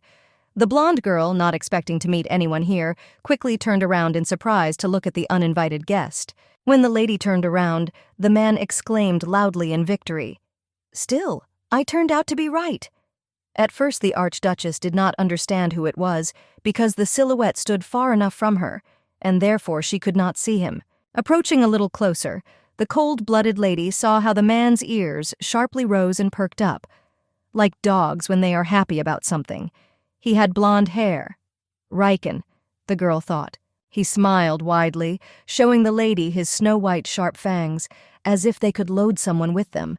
The girl thought, "We haven't seen you for so long," the man exclaimed even louder, this time to the entire space. "Welcome, Your Excellency." Ravel turned to her. He was a brave, tall guy with white, long hair. He was wearing an unbuttoned shirt, and in his hands he was holding a bouquet of daisies and sunflowers. Smiling cordially, the fair-haired witch said barely audibly, "Ravel!" She looked at him joyfully, rising from under a bush of delicate flowers. The curls of her snow-white hair were slightly tangled, but that made them look no less beautiful. The dark man answered, almost purring. "Why did you come so late?" he asked affectionately. The lady's smile disappeared from her face in the blink of an eye. She frowned and looked sternly at her old friend. "If you had warned me that you were coming, I would have gone to the castle to meet you," the young man exclaimed, sitting down on his knees in front of the Archduchess. He looked at her pitifully. Yes, Ravel has always been exactly like this, the girl thought. "Oh, I missed you so much!" the man almost shouted with joy, wagging his tail. He quickly got up from his knees and approached the lady to hug her.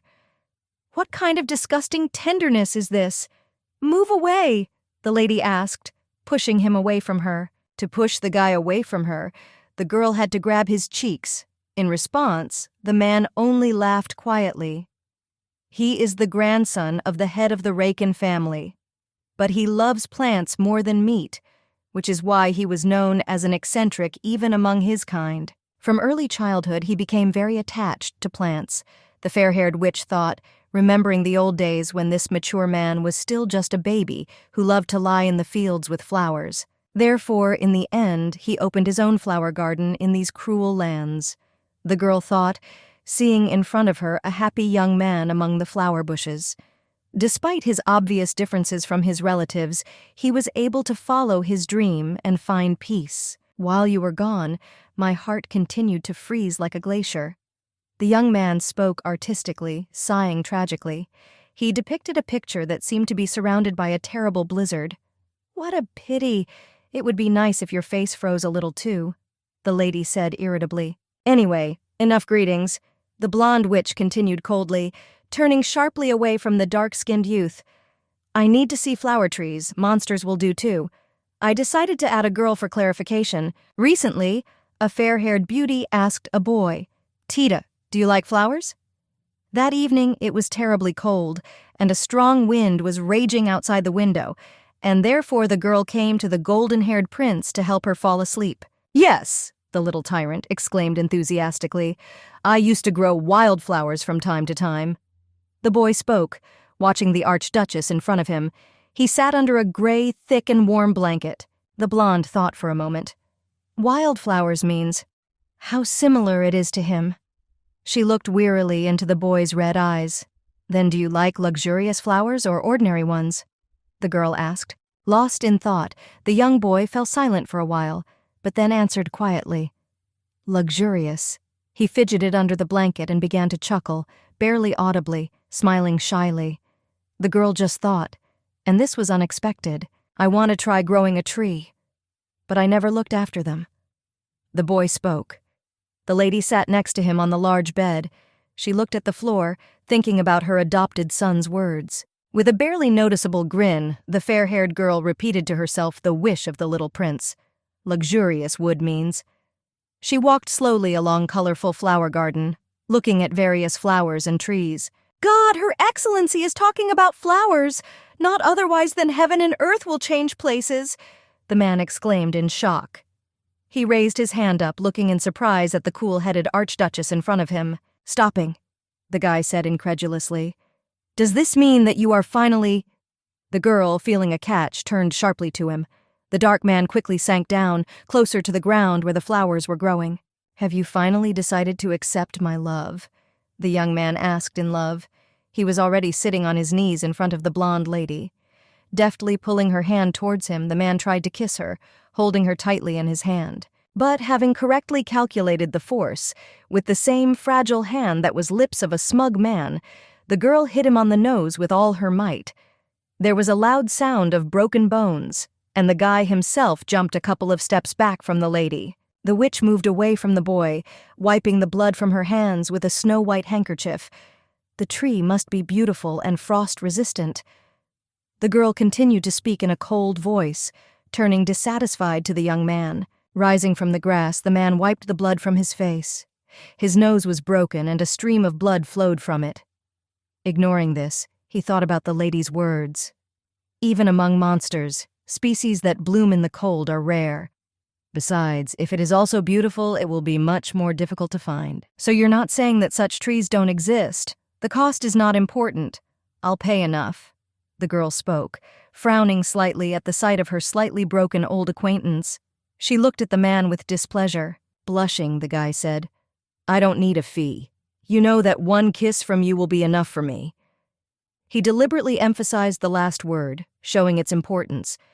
He playfully ran his finger over his own lips. Looking at the man coldly, the fair-haired girl said irritably, "Have you ever heard that you can die after 3 kisses from the Snow Queen?"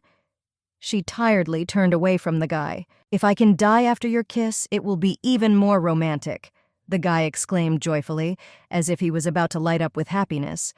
Butterflies swirled around him, and he raised his hands up benevolently. "He's not just crazy, he's crazy," the fair-haired witch thought, watching the cheerful and at the same time crazy behavior of the dark, brave man. She waited irritably for his attack of affection to end. "I am very happy." Suddenly, the young man's clear voice spoke again. "After all, I am the only one in the entire history of Bellows." The blonde continued, taking long pauses between words, as if savoring them. He was already standing all flushed, although the Archduchess simply stood in one place. "Who saw your excellency standing among the flowers?" The man with yellow eyes spoke admiringly. In them he saw a beautiful girl standing shyly among the bright flowers. Still, it was not in vain that I created this flower garden, he said finally. Does he spend all day at home just learning phrases like that? How disgusting, the witch thought. Looking at such unsuccessful tackles by the young man, she was about to start vomiting. But as a child, he was a very shy kid. The girl thought, remembering those good old days when the man was just a little kid who hid behind his parents, embarrassed to look at the witch. But now the shy fellow standing in front of her was not at all. He could calmly tell her his bad jokes, casually call her his queen, and flirt with a rose in his teeth. What went wrong? The witch thought doomedly. Okay, I have to choose a flower tree, the girl thought, breaking out of her own thoughts. This boy again spoiled her mood, and therefore she only gloomily looked for something that might please the little prince. Somewhere in the distance of the huge hall, she saw a flowering tree. It was flooded with bright sunlight from the panoramic windows. It glowed brightly and stood out against the background of other plants because they didn't even have flowers. Looks luxurious. Quite a good option, the girl thought, coming closer to the plant. Its flowers were bright orange and in some places were red. The wide-open buds smelled pleasant. Do you really like it? The dark blonde asked. What is this? The blonde witch answered the question with a question. She turned sharply to face him, ceasing to look at the bright blooming and lonely tree. It's called Chamelia, the man answered smilingly. It was very difficult to get it. His bright yellow eyes stared intently at the flower tree, which suited the cold-blooded archduchess perfectly. It can bloom or be used as a potion ingredient, so I think you'll really like it, the blonde said, smiling brightly. The girl just looked at him in surprise, not quite understanding what he meant. If you look closely, it becomes clear that this is an ordinary dongbik. Judging by the fact that the author of the book is Korean, it seems that his imagination also has limitations. The girl thought, looking at the flowers that had long been familiar to her. He has a bit of a terrible character, but I'm sure he'll be humble in front of you, the man said boastfully, crossing his arms over his chest. How terrible is the character? The fair-haired lady asked the boy. Well, he won't inflict a mortal wound, the man answered thoughtfully, but occasionally he can cut off the fingers of some fools. He scratched his nose awkwardly. He is also called a finger carver. Finally, the boy finished his speech. What? The blonde lady exclaimed in fear. She had already imagined the severed, bloody finger of the little golden-haired prince. Crazy. How can I give this to a 7-year-old? The lady thought in shock. Should I look for something else? The witch muttered thoughtfully under her breath, looking at the high ceiling of the hall. Nevertheless, the man heard it quite clearly. Are you worried? He asked. It is quite smart, and therefore will not encroach on your fingers. Although the old butler will need to behave a little more carefully, the blonde said mockingly, imagining a man without a finger. My finger, the butler would exclaim, and there would be a terrible and disgusting plant standing nearby. Since you're worried, you can kill all his energy from the very beginning. A dark blonde man with yellow eyes began to wail fervently. He hit his palm with his fist, imagining what the snow lady could do to poor Chamelia. If you hit it, does it become calm? The cold-blooded archduchess asked in an incredulous voice.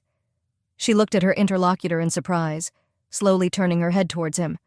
Her blonde locks of hair reflected the bright sunlight in the hall, making the lady seem to glow. Of course, no matter how strong it is, everyone bows before the stick, the boy said indifferently. Okay, good. The lady quickly answered him. She swung with all her might, and the man next to her, as if dancing, tried to jump away from her. After looking at the plant, the girl turned to her old friend for the last time. I'll take him. Bring him to the castle. The man reacted with lightning speed. Yes, I will deliver as soon as possible, he exclaimed. But why do you suddenly need a flower tree? The boy asked in confusion. None of your business. The snow lady answered him indifferently. For simple decoration? This is not fun at all. The blonde convinced her, and then, muttering to himself, he said, I don't think you want to give it to the butler. Speaking quietly under his breath, the man continued his own thoughts. Maybe you want to give it to a human baby who recently arrived to you, a male. From such impudence, the lady froze in place and then turned to him in a cold voice. Ravel. What? a dark blonde man asked the blonde witch in fear. He drew out the word, afraid to hear again the cold voice of the mistress with threats. Therefore he could only smile joyfully, awaiting the Archduchess's next actions. The beauty with blue eyes turned her head sharply to him, and opening her eyes wide, repeated his words. "You said that everyone bows, right?" She looked threateningly at the young man behind her. Suddenly the guy felt terrified. He closed his eyes, supposedly squinting with a smile, but in fact he was afraid to look again into those indifferent deep eyes in which only silent danger was visible. It was already sunset outside the window. The sky turned pink, and more orange rays of the sun penetrated into the hall. "Sorry," the man said in a trembling voice. "Don't go anywhere if you don't want to turn into a steak at such a young age." "Well, I'm off." The lady said one last thing as she left the greenhouse. The man hastily bowed and exclaimed, "Yes, have a good trip, Your Excellency." The girl only nodded emotionlessly in response, caring for the plant that his beloved liked so much. The man chuckled awkwardly, remembering that he would see the Snow Lady very soon. He carefully replanted the tree so that the Archduchess would like it better. 2 days later, the plant was ready, and the man himself went to deliver it. And you, quickly. He was met by a fair-haired witch in the garden near the estate. "Well, of course," the boy answered her boastfully. "It's hard to find anyone from Raken who can match my speed," the dark-skinned boy said proudly, smiling playfully, widely and brightly, as indeed always. He looked defiantly at the snow mistress. The girl remembered a brightly blooming tree with large orange flowers. "But by the way," the blonde asked, turning to the man from Raken, "why is this tree so different from the one in your flower garden?" In his hands, the young man tightly held a pot with completely dark green foliage. The leaves were prickly and dangerous, and therefore they did not attract the eye. "There is not a single flower on it," said the blonde witch. Interested in this question, he quickly gave an answer. "This is because it is still too young. Most likely it will remain like this for another 7 years. And even despite the favorable atmosphere in which it will live, if it doesn't like something, the flowers will not bloom," the lady answered. "What arrogance." "Well, you're still great, catch it." The girl turned emotionlessly to the blonde. She threw an object at him from a short distance. He looked at the blonde witch in surprise, not understanding what was flying at him. Deftly holding the tree with only one hand, the second young boy caught the thing thrown at him. It was a shiny ring. He was surprised when he saw it and asked the girl with blue eyes, "Is this a ring?" "Your Excellency, I don't need payment," the dark blonde man said guiltily, holding out both palms to her. On them lay a silver ring. "You can consider that Chamelia was proof of my love," he said. Laughing languidly, barely audibly, the fair-haired witch answered, "In this case, I think I also have to prove my love." She smiled unkindly, closing her eyes. Her snow-white skin reflected the sunlight like porcelain. The girl almost attacked him with her fists at that very second. The man with long blonde hair practically screamed in fear. "Understood. I'll take it. I'll take it," the boy repeated in a trembling voice. The dark man thought that someone was behind him. He pricked up his ears and looked behind him with his peripheral vision. A child's golden-haired crown peeks out from the tree, as well as red eyes burning with curiosity. "Tida? What are you doing?" the Snow Lady asked in a concerned voice. "Come closer here." She called him over, leaving her old friend standing in bewilderment. The boy looked at the stranger. The man looked in shock at the little golden-haired prince in front of him. The boy was still hiding behind the tree. The lady behind me did not share his surprise, because he had long been her adopted son. "Is this really the baby?" he said, barely audible. Looking into the face of the little prince, the man exclaimed victoriously, "Exactly him!" He laughed loudly, coming closer to the boy. The little tyrant shuddered from such an unexpected visit from an unexpected guest, who was now also admiring him. The boy quickly ran closer to the frightened child. "Hello," the man greeted cordially.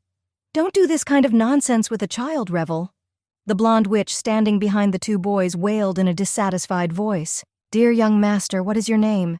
the dark blonde asked in a gentle voice. "I told you not to talk nonsense."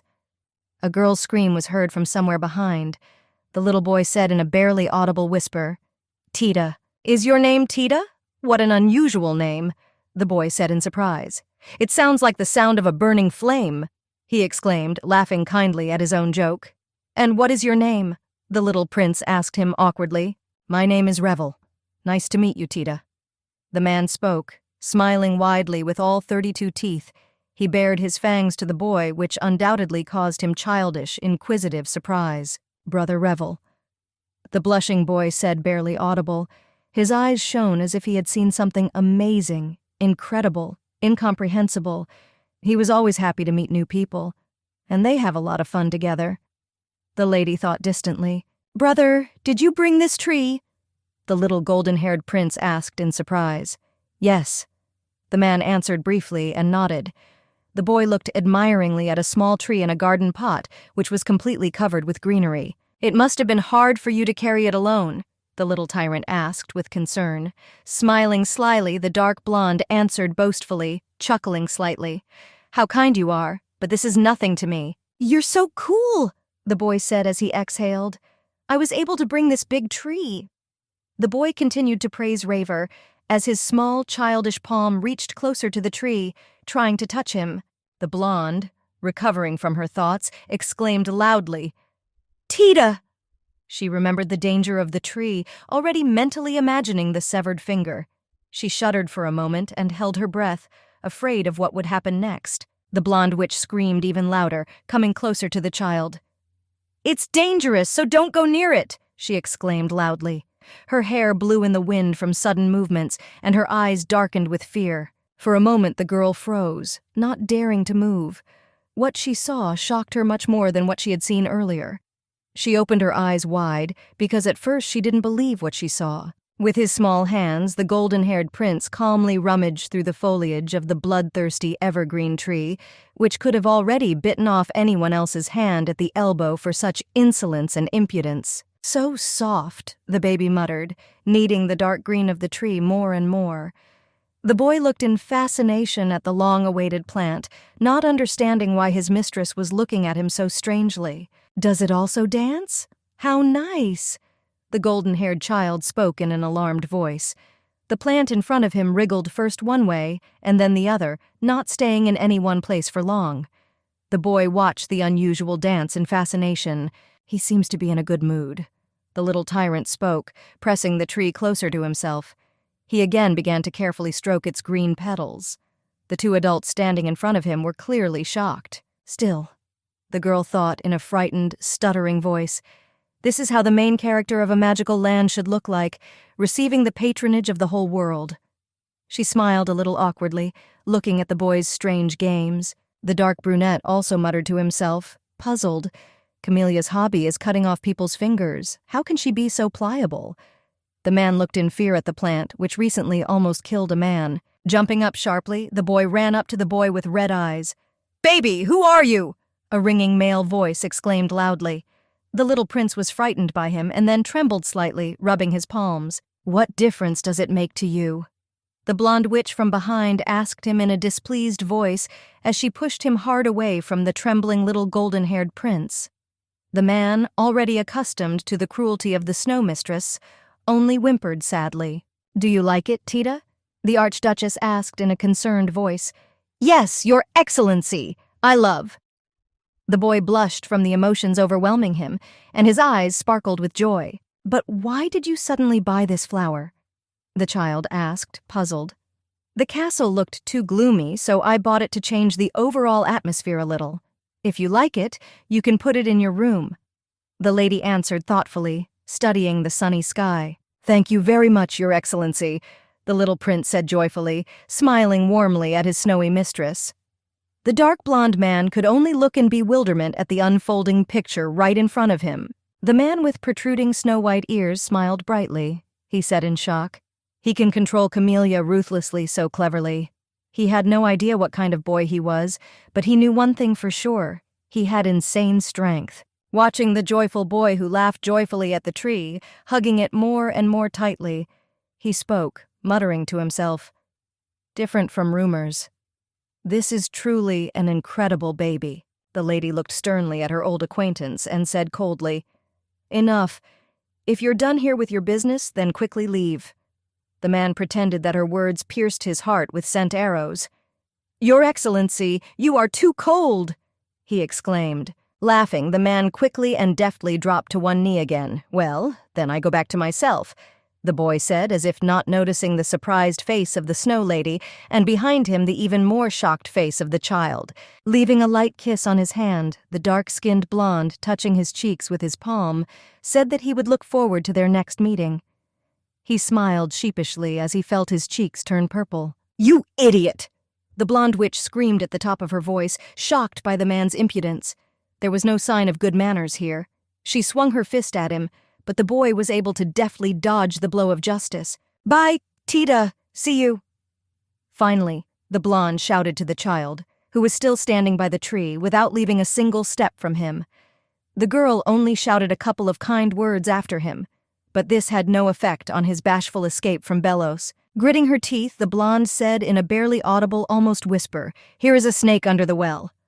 The boy, not understanding why such emotions were caused, awkwardly asked, "Listen, Your Excellency." "What?"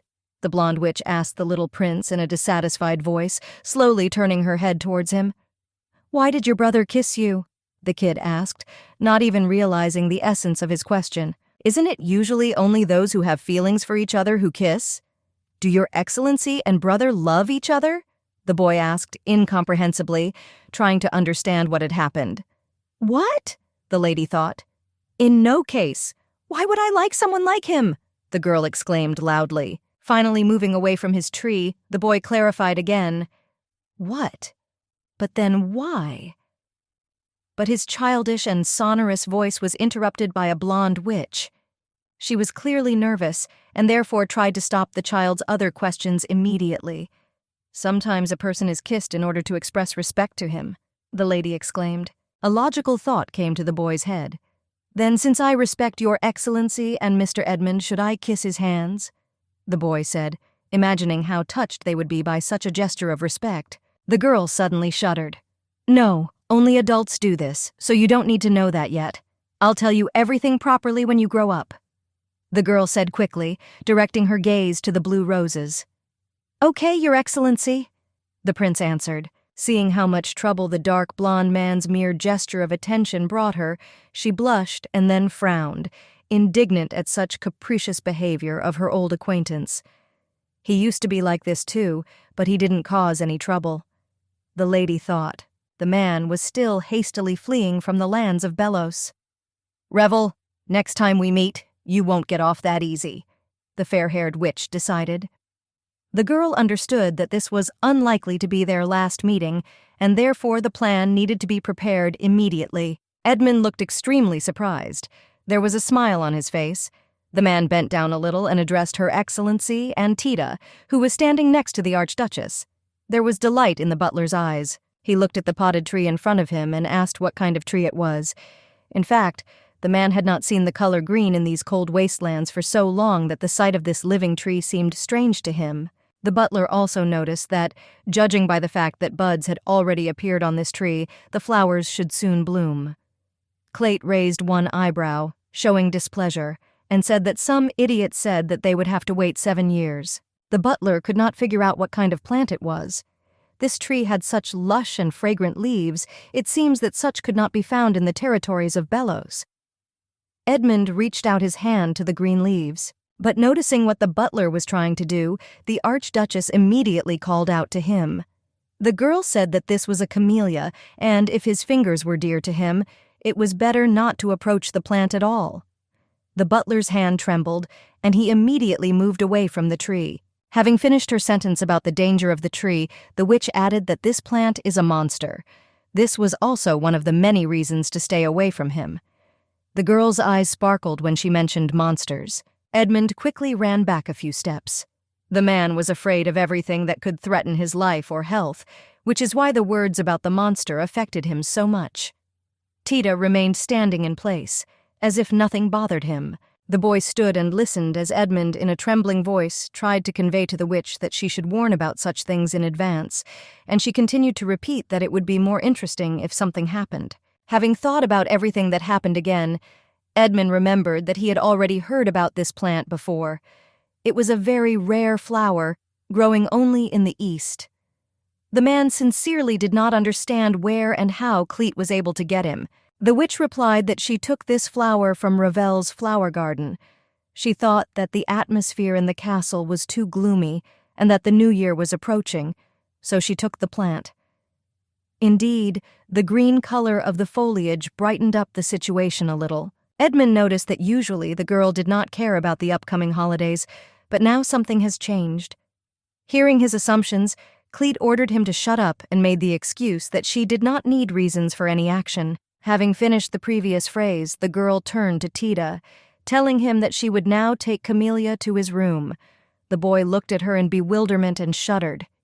He was afraid that such a dangerous plant would be in his bedroom. He hesitated and began to mumble something under his breath.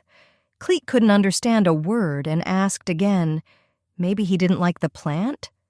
The boy replied that it was not like that at all, but his face looked extremely upset. Then the boy looked up at her and said that he was just thinking a little.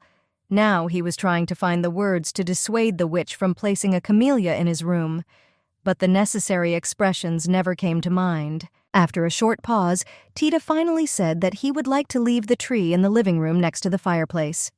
Here it should not have died from the cold and would have done much more good and much less harm than in his room. And another advantage of this arrangement was that in this case, Edmund and Cleet could admire this tree.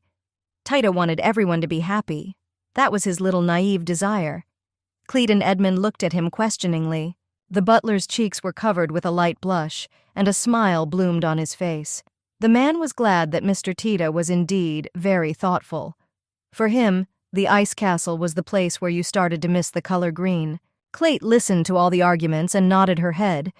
There was also the semblance of a slight smile on her face. The girl said that if the majority wants it that way, then it's not a bad idea. In fact, she liked the arrangement of the tree, too. The witch said that from this day on, Tida would take care of the camellia and be responsible for it. This was the first task she gave him.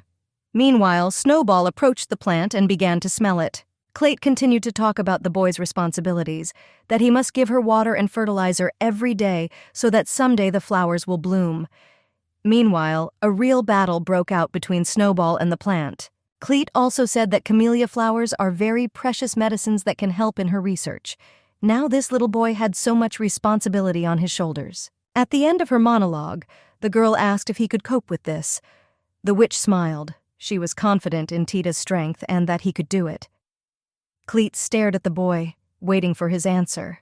Tida smiled widely. Hope and delight shone in his eyes, and all the positive emotions were reflected on his face. He said that he could carry out this assignment and nodded his head. The boy looked so happy, as if he had just found another friend. Edmund and Cleet smiled as the boy approached the plant and asked the camellia to live together with him. The leaves of the plant rustled, as if in agreement. Tida looked happy that he now had something to do that could brighten up his drab, everyday life. At the end of all the red tape with the plant, Edmund, by the way, allegedly said that if you think about it that way. He was silent for a second, thinking it over several times. The man looked as if he had remembered something very important. Confident that he had made no mistake, the butler said that Cleita's birthday was coming soon. Hearing about this, the girl turned around. She saw the butler smiling. It seemed that this man was looking forward to this holiday more than she was. The girl was not at all delighted with this news. She exhaled and asked if this day had come so quickly. It seemed to her that they had just recently held a party on this occasion, and here they were again. Edmund said it was almost a year ago recently. The witch completely lost track of time. She could not believe that it was so long ago.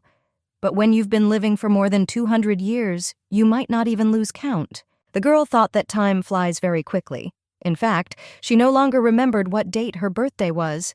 She strained her head and tried to remember at least something, but it was all in vain. Also, in this place, there were as many as 13 months in a year. It seemed to her a feat that Edmund did not forget about anything and arranged her birthday every time. This butler was extremely capable, so despite his meticulousness, the girl liked him. The man suggested that since their family had grown so much this year, he thought they could make the party even more special. It seemed that Edmund liked all sorts of parties, but Cleet, on the contrary, was not delighted with this. The girl said that she had celebrated her birthday hundreds of times. She was terribly tired of it, and she didn't want to throw any party. The atmosphere began to heat up, and Tida continued to hug the dangerous plant. Edmund asked the girl not to say such upsetting things, and added in a whisper that perhaps Mr. Tida would prepare a gift that would make the girl's mouth open. The butler thought it was a good idea to celebrate his birthday. Clave exhaled and agreed, adding that she didn't want a small child to worry about such things. There was a slight smile on her face again. The witch could never imagine that the person who killed her character in the original would give her something in honor of her birthday. Then the girl asked if Edmund had prepared anything for his mistress. The man replied that, of course, his gift was already ready. Cleet did not even doubt this answer, but asked rather, for the sake of decency, than in order to find out what they would give her. The witch said that was so self-confident, and then an idea came to her mind. Edmund had never been very creative when it came to gifts. He gave the same thing every time, so the girl dared to assume that this time would be no exception. Cleet frowned slightly and asked if this was just another outfit. Her gaze was darker than a cloud from the realization that this simple gift could not be anything else. Edmund kept giving her items of clothing. The man also frowned and looked at the girl a little guiltily. Then she asked, if she already knows everything perfectly well. The man himself understood that giving the same thing was not very good, but he had very few options. The butler decided to tell the girl a little about his gift, so that she would not think that he would give something similar to last year's gift. He said that he had prepared a white fox cape made by the Raken tribe. She corresponded to the nobility of her excellency. Hearing about this, the girl was perplexed and hysterical. She didn't know whether to cry or laugh. The witch asked how he could give her another white coat. Now there was no doubt, the butler's creativity was completely absent. Cleet called the butler a stupid old man and said that he did not have an ounce of creativity. But he looked away and said that if she gets angry, it's too late. The man seemed to like his gift idea. Edmund looked at Cleet and said that he had already finished this cape, which means that now he would definitely give it to him. The girl was not happy. Her closet was completely filled with the same type of clothes, which, of course, she didn't really like. Then he added that, unlike last year's gift, he added pockets to it. The witch didn't understand how this old man could become more and more annoying every year. He really got on her nerves. The butler heard the mistress's reproach and replied that it was all thanks to her. Tida sat aside and listened to the entire dialogue from beginning to end. He thought that on such an occasion, it would also be worth giving him something as a gift. The boy looked through all the options available to him and couldn't come up with anything. This was the first time he had ever given someone a birthday present. Tida did not know at all what the custom was to give in Belos and where he could get a gift. His gaze fell on the camellia tree standing next to him. It seemed to the boy that it was glowing and sparkling, as if attracting his attention. A brilliant idea, in his opinion, came into the kid's head, which required urgent implementation. He was delighted with his own guesses. Now all that was left was to figure out how to implement it. Half of the problem had already been solved, and this could not but rejoice. The boy's cheeks were covered with a light blush. He hoped that Cleta would like his gift.